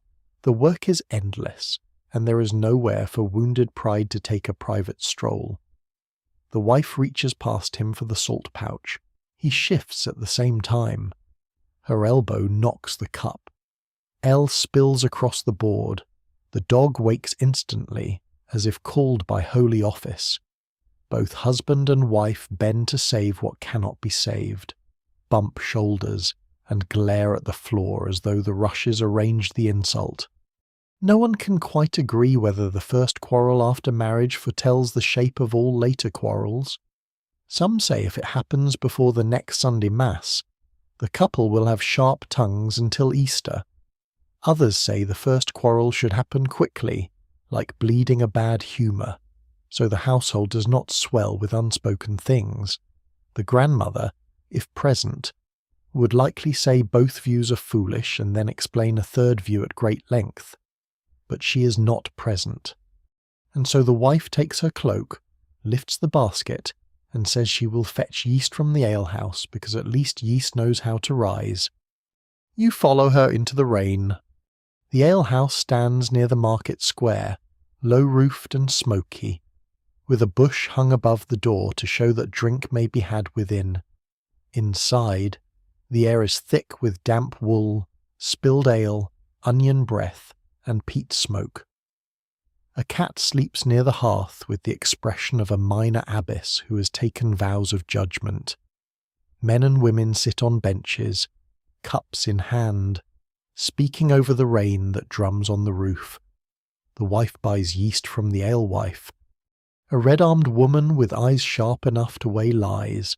Then she sits, not because she means to linger, but because anger, like wet shoes, is sometimes easier to bear near a fire. You sit nearby, warming your hands. At the next bench, an older couple is arguing about a missing knife. The husband says his wife has hidden it. The wife says he sold it, forgot, and now blames shadows. A neighbour volunteers that knives should not be given as gifts between spouses unless a coin is exchanged in return, or affection may be cut in two. Some swear this is ancient wisdom. Others suspect it was invented by knife sellers who admired repeat business. Even now, it is hard to tell whether the older couple believes the charm, but the wife slaps a coin onto the table and says if he finds the knife in his own boot, she expects repayment with interest. Laughter moves softly through the room, not cruelly, but the weary recognition of people who know marriage is a long road paved with misplaced objects. The young wife does not laugh, though her mouth nearly does. The alewife leans closer and asks nothing directly. That is her skill. She speaks instead of weather. Sour mash. Husbands who think hinges obey strength better than patience, and wives who speak truth in tones men mistake for thunder. The young wife stares into her cup. She says the cupboard is crooked. The alewife says most cupboards are, and most men too, but both may still hold useful things if fastened carefully. It is not a sermon, it is better than a sermon, because it comes with warm ale. Then the priest enters, shaking rain from his cloak. The room lowers its voice by half. The suspicious monk follows behind him, carrying a covered bundle that may be candles, relic cloth, or cheese under theological disguise. The priest has come to speak with the alewife about candles for a saint's day. But he sees the young wife, sees the set of her shoulders, and understands enough. Parish priests hear more of marriage than poets do. They hear vows, confessions, complaints, bargains, and the long scraping sound of two sinners trying to share one roof. He does not scold at once. He sits near the hearth, accepts a cup too weak to endanger doctrine, and talks of peace in a household. Not silence, he says, because silence can rot like rushes left too long beneath the fresh. Not victory, because husband and wife are not two armies unless they are very foolish and own too many pots. Peace, he says, is a thing made daily, like bread, and sometimes badly, and then made again. Those who tell the tale never fully agree whether his words are remembered because they are wise or because the cat sneezes in the middle of them, startling the monk so badly that his bundle slips. A small round cheese rolls out onto the rushes. The dog, who has somehow followed you and waited under the bench like a professional sinner, darts forward. The monk cries out. The alehouse erupts in low laughter. Even the priest sighs as if mercy has limits, but cheese has fewer. The young wife finally laughs. Not loudly, not freely, perhaps, but enough that the tightness in her face loosens. She buys the yeast, wraps it in cloth, and rises. Outside, the rain has softened to mist. On the way back, she pauses near the church porch, where notices are sometimes spoken aloud after Mass because few can read and fewer trust those who can. Public words matter here. If a husband mistreats a wife, neighbours may know. If a wife abandons a household, neighbours may know. If promises around goods, debts, or conduct are broken, witnesses may be called. Marriage is private in its bedchamber, but public in its consequences. When she returns to the cottage, the husband is still by the cupboard. The hinge is fixed now, though slightly crooked. He looks up, tired and damp-haired from stepping outside to cool his temper. He says the hinge holds. She says the yeast is good. The silence between them is not yet soft, but it is no longer sharp. Then he wipes the spilled ale from the board without being asked. It is a small apology, the kind that has no fine words and therefore may survive daily use. She sets the yeast near the tub. He moves his tools from her workspace. She cuts bread. He feeds the fire. The dog licks rain from his paws beneath the bench, full of stolen cheese and spiritual achievement. Outside, the bell rings through the mist, and inside the crooked cupboard door opens and closes, imperfectly, usefully, like peace itself. Rain keeps the town soft for several days, washing the lanes into brown ribbons and filling every rut with a sky the colour of pewter. The quarrel over the cupboard hinge fades, as quarrels do when bread must still be cut and fires must still be fed. The crooked door opens and closes well enough. The ale does not sour. The dog, full of stolen cheese and a sense of divine approval, returns to sleeping beneath the bench as if nothing in the world has ever required apology. Then, one evening, while the hearth burns low and the wife folds a linen cloth from her chest, a knock comes at the door. It is the neighbour from the mill road, rain on her hood, breathless but controlled. Her sister's time has come early, she says.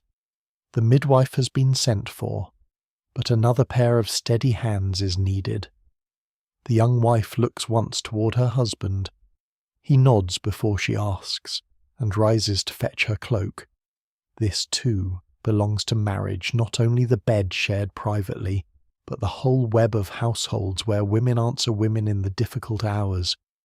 And men wait near doors, pretending not to be afraid. You follow them through the lane. The monastery bell is sounding Compline, slow and deep, as if the whole town is being folded into wool for the night. Rain taps on barrels, roof thatch, shutters, and the repaired cartwheel now leaning respectably under a shed.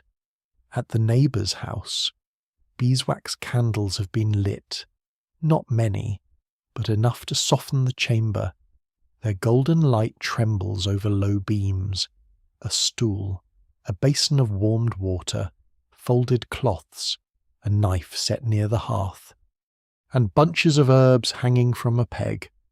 The room smells of lavender, smoke, sweat, wet wool, and pennyroyal. A bowl of ale warms near the coals. Linen strips lie ready. An older woman with broad hands and tired eyes moves through the chamber as if she has walked this path 100 times and still respects every stone of it. She is the midwife, though people call her by her name more often than by her office. Some swear she knows which herb cools fever, which charm eases fear, and which prayer must be said before dawn. Others mutter that she knows too much, which is what people often say about women who have saved them. No one can quite agree whether the little packet tied to the bedpost is wholly Christian, holy folk custom, or one of those uneasy mixtures that medieval life produces as naturally as smoke. It holds a scrap of parchment with a prayer, a thread touched to a shrine, dried rue, and a tiny pilgrim badge of St. Margaret, patron of women in childbirth. The suspicious monk once claimed the badge had brushed a true relic. The midwife says only that it has brushed enough hope to be useful. The woman in labour grips the edge of the bed. Her hair is covered but loosened, her face shining in candlelight. Her husband waits outside in the main room, walking from wall to door and back again with the helplessness of a man who can mend a roof, bargain for salt, and drive oxen through mud, yet cannot move this hour faster by strength. Your young husband stands near him. They speak in low voices about wood, weather, and a cow with a swollen knee. Because ordinary words are sometimes the thin bridge men build over fear. Inside the chamber, the young wife kneels beside the basin. She wrings out cloths, passes them, folds them, warms them by the fire. She does not command the room, but she belongs in its rhythm quickly. The midwife murmurs instructions. An older aunt counts breaths. Another woman whispers prayers. The grandmother from the wedding arrives wrapped in her black cloak, carrying a small candle end and the authority of someone who cannot be sent away by weather, pain, or common sense. Some swear that knots must be untied in a birthing room so the child may come freely. Belts, laces, purse strings, even the draw cord of a grain sack may be loosened if someone thinks of it. Even now, it is hard to tell whether this helps the body, the heart, or only the watcher's hands. Yet all around you, women untie what may be untied. The young wife loosens her own belt without being asked. The grandmother checks the bed curtain ties, then nods as if she has personally negotiated with fate.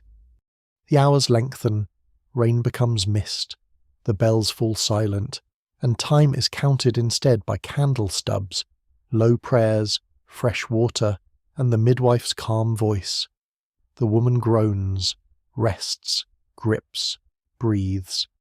There is pain here, but the room does not become a place of terror. It becomes a place of work, old and serious, where fear is not denied but given tasks. Warm the cloth, stir the ale, hold her hand, whisper the saint's name, feed the fire, keep the knife clean, watch the flame. At one point, the priest arrives outside with a small relic wrapped in white cloth.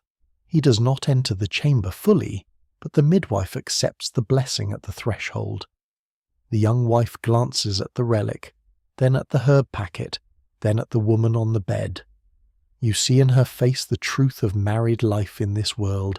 Every wedding vow carries this shadowed hope, this danger, this expectation spoken gently at feasts and heavily in silence. A household wants children for love, labour, lineage, inheritance, comfort in old age, and because neighbours ask questions if the cradle remains empty too long.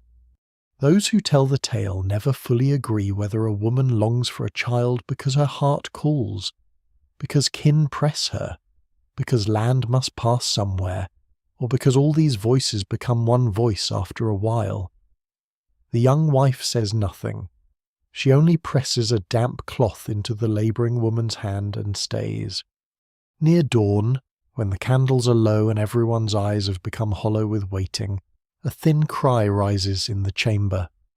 It is not grand, it is not musical, it is small, sharp, indignant, and alive. The room exhales. The grandmother crosses herself so vigorously she nearly strikes the aunt beside her. The midwife smiles for the first time. The young wife laughs once, quietly, and then wipes her eyes with the back of her wrist as if smoke is to blame. Outside, the men stop speaking. The new father makes a sound that is almost a sob and almost a laugh, and not quite either. The baby is wrapped in warm linen.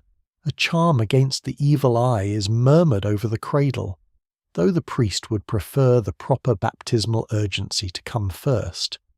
A little salt is touched near the threshold. The midwife orders broth. The young wife carries the basin away, empties it, and returns with clean water, moving through dawn light that has begun to silver the shutter edges.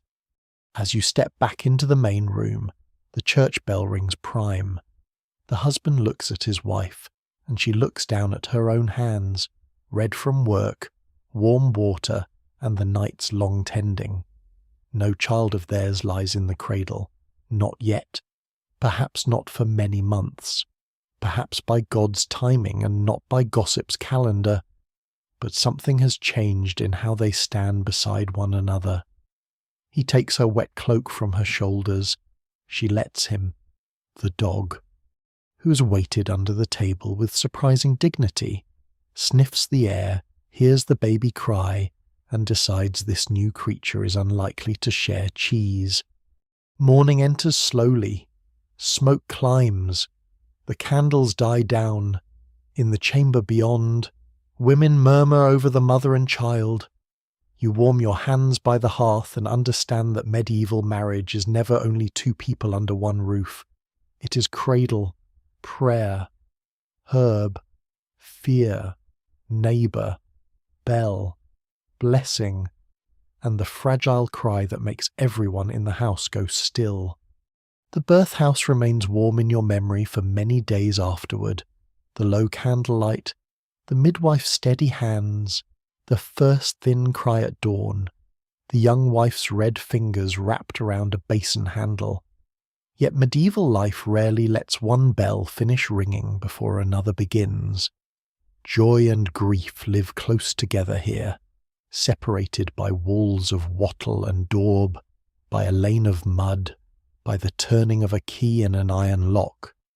So when the church bell tolls slowly 3 mornings later, deeper and slower than the bells that mark work or prayer, no one in the cottage asks what it means. Someone has died. You follow the wife into the lane, where mist hangs low and the roofs drip from last night's rain. The husband walks behind her, quieter than usual, his cap pulled low.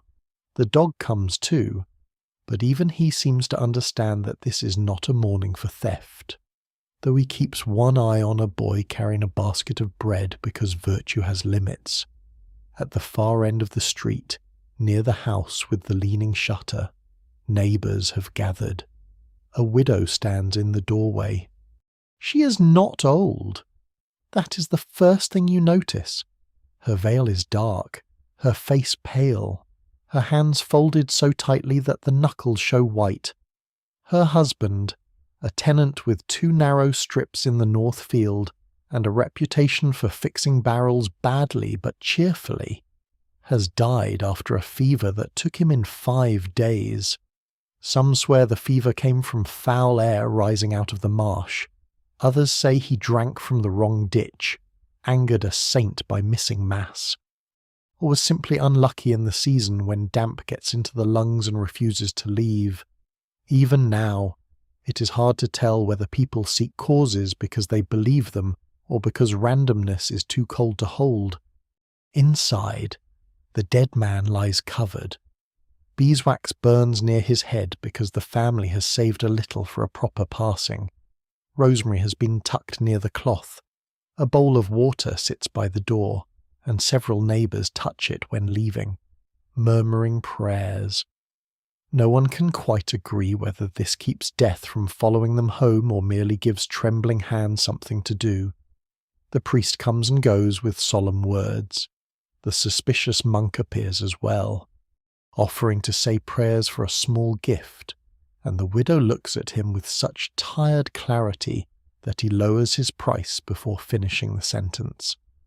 But this section of life does not end with burial. Death opens doors, and not all of them lead gently. After the graveyard prayers, after the earth is settled and the widow's neighbours bring bread, onions, and a pot of thin stew, the matter of keys begins. Her husband's keys are brought to the table, one for the chest, one for the shed, one bent little key that no one can identify but everyone is afraid to throw away. The widow takes them. Her mother-in-law watches. So does the husband's brother. So does the Reeves man, who has come to note what holdings, duties, animals, debts, and tools remain attached to the dead man's name. You stand near the hearth and feel how grief must make room for accounting. It seems cruel, but in this world, waiting too long can be crueler. Fields need tending, rent must be paid, children, if there are any, must be protected. A widow may have rights to dower lands, goods, or continued residence, depending on custom, marriage terms, lordly will, and the courage of those who speak for her. Those who tell the tale never fully agree whether law protects widows well or merely gives them words sharp enough to fight with. Either way, she will need those words. The next market day, you follow her through the town lanes. Her dark veil moves among stalls of onions, smoked fish, wool thread, wooden bowls, and little candles. She carries a basket and walks with careful dignity, neither shrinking nor inviting pity. People greet her differently now. Some soften their voices, some calculate. A widow may be vulnerable. Yes, because men may press claims, creditors may circle, and kin may decide that grief has made her easier to persuade. But she may also stand in a strange clearing of freedom. She's no maiden under her father's roof, no new wife watched at every turn. She has kept house, she knows prices, she has buried a husband and still remembered to lock the chest. At a stall, she bargains for salt. The merchant begins with a price fit for a bishop's pantry. She lowers it without blinking. He sighs. She waits. He says times are hard. She says death has not made salt lighter. The merchant looks away first. You almost admire him for surviving. The young wife watches closely. You see her learning. Not because she wishes for widowhood. Never that. But because every married woman knows the road may bend there. A husband can die of fever, falling timber, bad water, war, childbirth grief turned inward, a blade in some lord's quarrel, or simply winter. Marriage promises forever, yet bodies are poor keepers of forever. The widow pays for salt and tucks it into her basket with a movement as firm as locking a door. Later, at the manor hall, the widow stands beneath the soot-black rafters where you once watched the young couple's promises recorded. The same steward sits at the table. The same clerk scratches with the same slow quill. A new candle burns, though the air smells unchanged smoke, wool, damp rushes, anxious tenants. Her husband's strips are named. His debts are named. His tools are named. His brother clears his throat before speaking, which is rarely a harmless sign. He suggests that the land might be better managed by male hands until matters settle. The widow lifts her eyes. She speaks of the custom of the manor. She speaks of her marriage portion. She speaks of the rent paid last Michaelmas, the barley in the storehouse, the 2 hens owed to her by a cousin, and the small debt her husband's brother has apparently forgotten he owes for a borrowed mattock. The hall grows very still. The aunt, who has come for reasons no one explained but everyone understands, looks delighted in the private way of women watching another woman sharpen a knife without touching metal. Some swear that a widow should carry a hazel twig to court so her words will not be twisted. Others say the only useful charm in court is a witness with a good memory and no fear of brothers-in-law. Today, the widow has both. The old grandmother speaks from the bench, confirming the terms of the dowry chest. A neighbour confirms the rent. The clerk writes. The steward, who enjoys order more than justice but sometimes confuses the two in helpful ways, allows her continued holding under the required payments. When she leaves the hall, she is still grieving. Her shoulders do not suddenly straighten into triumph. Her house will be colder with one body gone from the bed. Her work will be heavier. Night will have more space in it. Yet the keys hang from her belt now, and their sound is not the same as before. It is sorrow. Yes, it is danger. It is also authority. At dusk, you return with the young wife and husband past the churchyard, where fresh earth darkens beneath a little wooden cross. The wife slows and touches her own chest key through the cloth of her gown. Her husband sees but says nothing. Instead, when you reach home, he places the household keys on the table and asks where she would keep the new salt. It is a small question, but in the quiet after burial and court, it sounds almost like respect.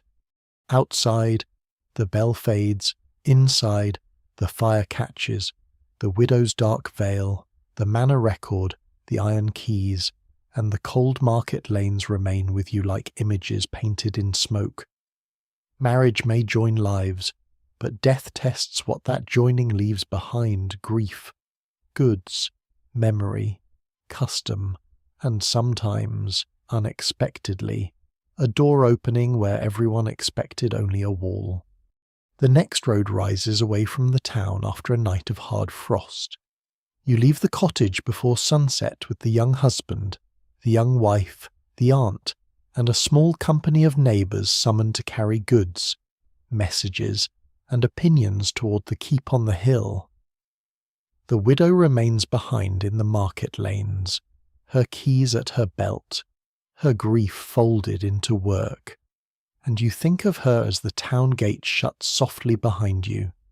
Ahead, above bare orchards and darkening fields, the Lord's Keep stands against the winter sky, its towers edged in torchlight like iron teeth catching flame. The path climbs through mud hardened into ridges. Your boots strike the frozen earth with a dull sound. The dog follows despite everyone's opinion, trotting between cart tracks as if noble halls have long awaited his arrival. A pack horse carries baskets of bread, smoked fish, jars of ale, and a bundle of clean rushes to sweeten the floor for guests of better birth than most people in your lane. The aunt says a noble wedding wastes more wax in one night than a cottage burns in a winter, which may not be true but feels spiritually accurate. You reach the outer gate as dusk becomes full dark. Men-at-arms hold torches beneath the archway. Their mail glints beneath wool cloaks, and their breath rises white. Inside the walls, the yard is alive with movement servants carrying trenchers, boys hauling wood, grooms leading stamping horses, kitchen hands turning spits near fires hot enough to make the air tremble. The smell is richer than in town roasting meat, spiced wine, beeswax, wet leather, horse sweat, and fresh straw. Yet beneath it all lies the same old-world cold stone, aching backs, orders shouted, floors swept, doors barred against night. No one can quite agree whether noble marriages are grander because noble hearts burn brighter, or because noble land must be guarded by every ribbon, seal, witness, and trumpet available. You suspect the second reason has better boots.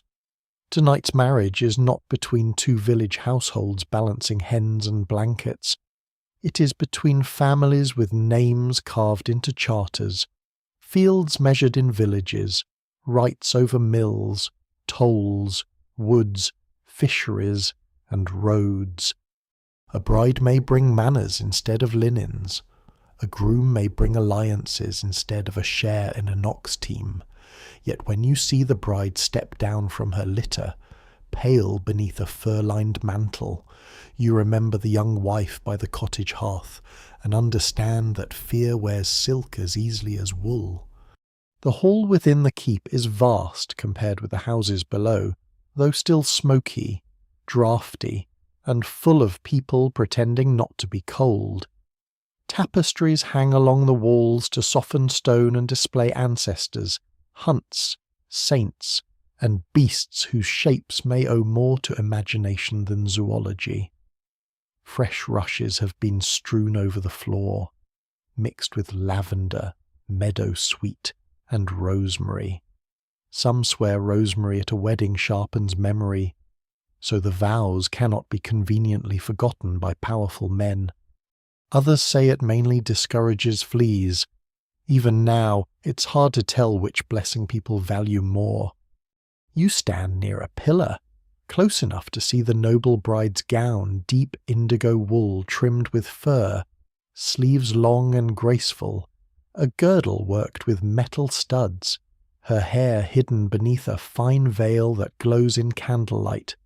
She cannot be more than young, though noble children are trained early to stand like portraits. The groom waits near the high table in a tunic of dark red, his belt heavy, his face composed as if carved for the occasion and not consulted afterward. Between their families sit clerks with parchments, seals, and knives for trimming wax.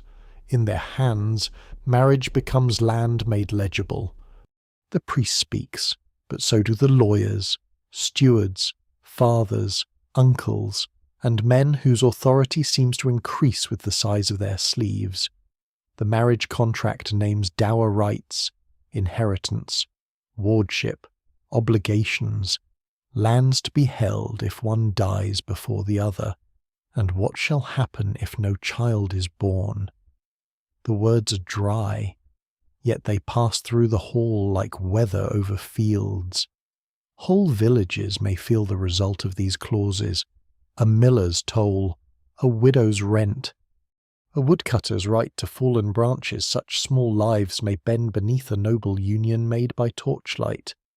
Those who tell the tale never fully agree whether the bride and groom first met at a feast the year before, at a chapel under supervision, or only this morning across a chamber crowded with relatives.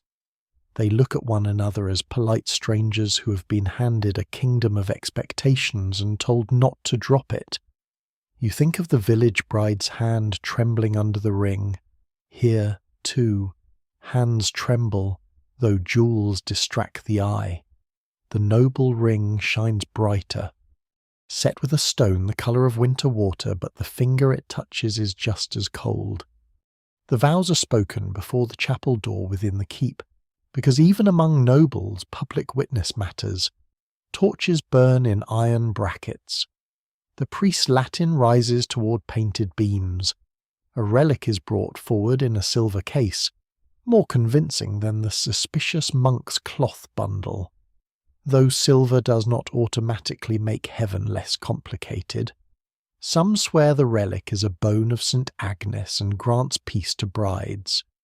Others whisper that relics travel through noble houses with more confidence than documentation. The bride bows her head anyway, and the groom follows. After the blessing, the feast begins with a force that makes the village meal seem like a candle beside a bonfire. Servants carry trenchers stacked with roasted capon, venison, eel pies, white bread, almond milk, spiced sauces, pears stewed in wine, and little dishes coloured saffron yellow. Musicians play from a gallery. A jongleur balances knives badly enough to concern the priest. Pages hurry with ewers of water so high-born hands may be washed before eating, though several dogs under the tables appear prepared to help with cleanliness if standards fall. Yet the feast has its own watchfulness. Every seat declares rank. Every cup passed too slowly may insult someone. Every smile is measured. The bride eats little. Her mother watches from across the hall with eyes bright in the torchlight. The groom speaks to 3 lords before he speaks to his wife. It may not be cruelty. It may be training, obligation, nerves, politics, or all of them wearing one cloak. Noble marriage shines, but it does not always warm. Later, you step into a side passage where servants rest a moment beside stacked platters. There, the young village wife stands with a jug, having been asked to help carry drink for the lower tables. She looks toward the high dais where the noble bride sits beneath embroidered hangings. The 2 women are separated by rank, cloth, food, schooling, and the number of people allowed to command them. Yet for a heartbeat, their eyes meet across candle smoke. Neither speaks. Still, something passes. Recognition, perhaps, or pity, or the knowledge that marriage, whether wrapped in fur or patched wool, asks a woman to cross a threshold she did not build. Night deepens. The torches burn lower. Outside, the keep walls hold back the wind. Inside, clerks guard sealed parchments, servants scrape trenches, hounds nose through rushes, and the noble bride's jewels flash each time she lowers her gaze. You stand beneath the tapestries and feel how marriage here becomes a fortress of bloodlines, property, and alliance, impressive and lonely all at once. The village dog steals a capon bone beneath the table and nearly starts a diplomatic incident, which is perhaps the only honest act of the evening. When you leave the hall for the cold yard, bells ring from the chapel tower, high and silver over the dark fields below. The town lies somewhere beyond the hill, with its crooked cupboard, dowry chest, widow's keys, and hearth smoke. Up here, the torches blaze brighter, the garments are finer, the contracts heavier with seals, but the night air bites the same. And as the noble bride disappears behind a curtain of embroidered cloth, you understand that even the grandest marriage is still two human beings standing before a future neither can fully command. Morning comes thin and silver over the keep, touching the upper stones before it reaches the yard below.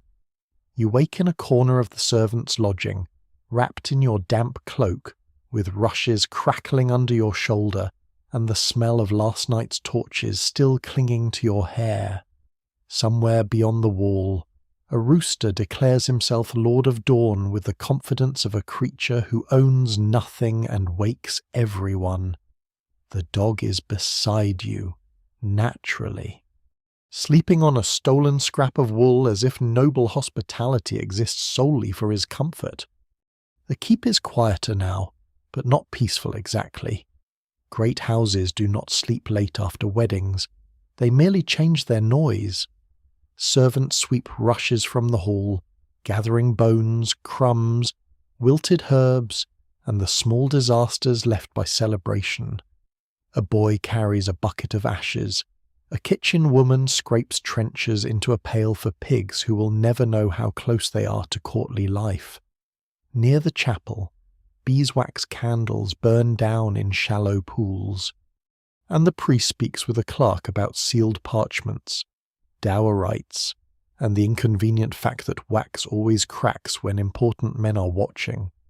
No one can quite agree whether the noble bride wept before dawn, prayed in silence, or simply sat awake listening to the wind move along the tower. Those who tell the tale never fully agree about noble chambers, because servants see much and say little, except later, and only to someone carrying ale.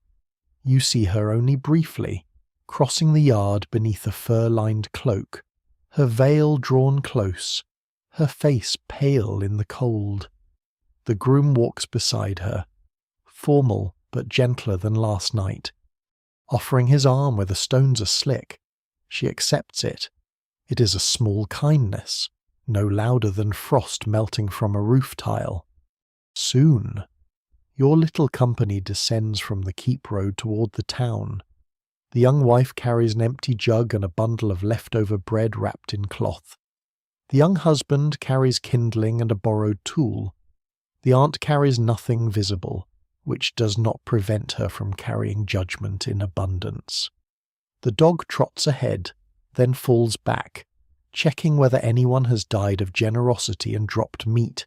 Behind you, the keep bells ring once, high over the hill, and their sound follows you down through bare orchards and fields pale with morning frost.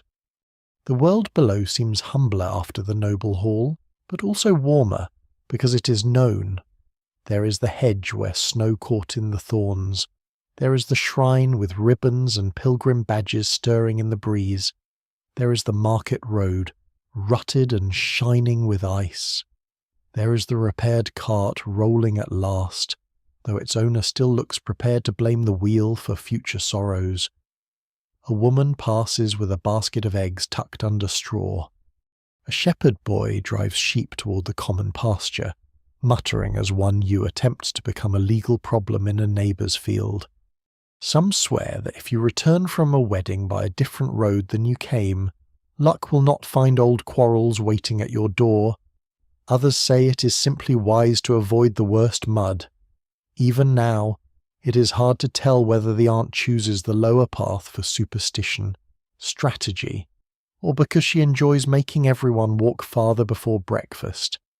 Yet the young couple follow without complaint, and you follow them, your boots gathering the road one cold step at a time. At the roadside shrine, the wife pauses.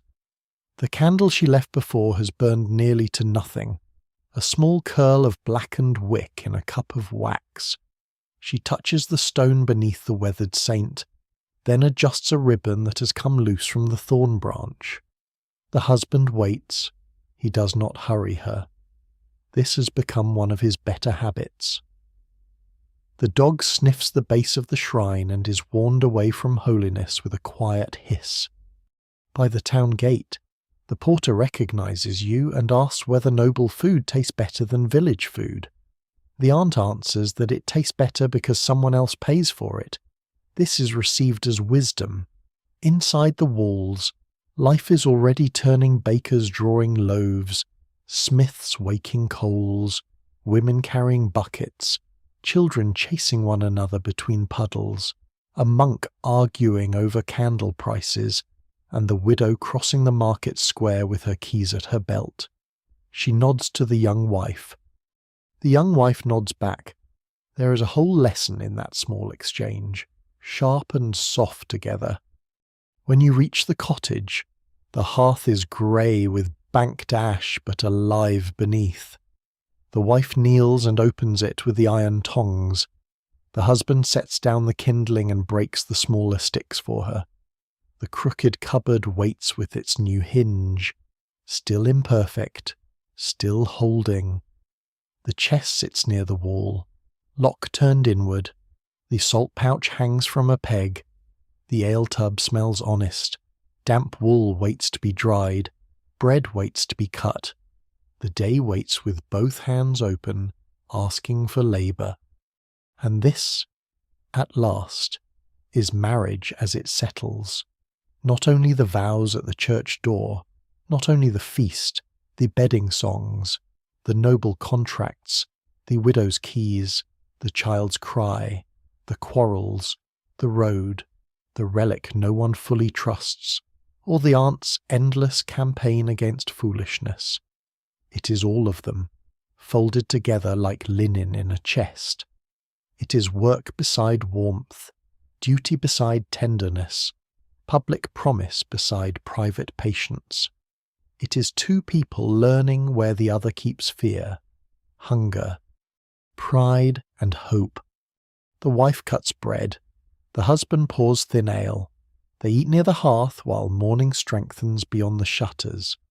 The dog rests his head on the husband's boot, and the husband gives him no food, then gives him food anyway, which tells you nearly everything about household law. The monastery bell rings again, softer now, marking another hour in a world that measures life by prayer, labour, smoke, weather, and the small mercy of someone saving you the warmer place near the fire. The room grows still in the gentle way of ordinary rooms after a journey has ended. The fire breathes low and steady, outside. The lane murmurs with carts and hens and distant voices, but inside, the sound softens, as if thick wool has been laid over the day. You sit near the hearth and feel the warmth reach your hands, then your wrists, then the tired places in your bones. The young wife folds the cloth from the keep and places it in her chest. The young husband hangs his cloak by the door. Their movements are quiet now, unhurried, familiar in the making. The bell that followed you through mist, market, manor hall, church porch, birthroom, widow's court, and torchlit keep fades into the pale morning. The half-burned candle finally gutters out, Smoke climbs the soot-black rafters and disappears into the roof's dimness. The dog sleeps with one paw over his nose, dreaming of crumbs and kinder monks.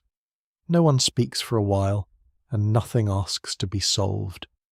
You may let the medieval world loosen around you now. Let the mud fall from your boots. Let the cold stone become distant. Let the dowry chest close softly. The iron keys grow still.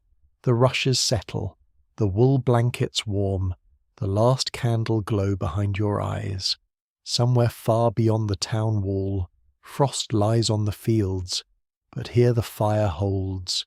Here there is bread enough for morning, ale enough for the cup, and a quiet roof against the weather. So you rest, you breathe with the room. You let the old bells fade into a soft hush, and the hearth becomes only a small red star in the dark, steady and kind, keeping watch while the long road slips away.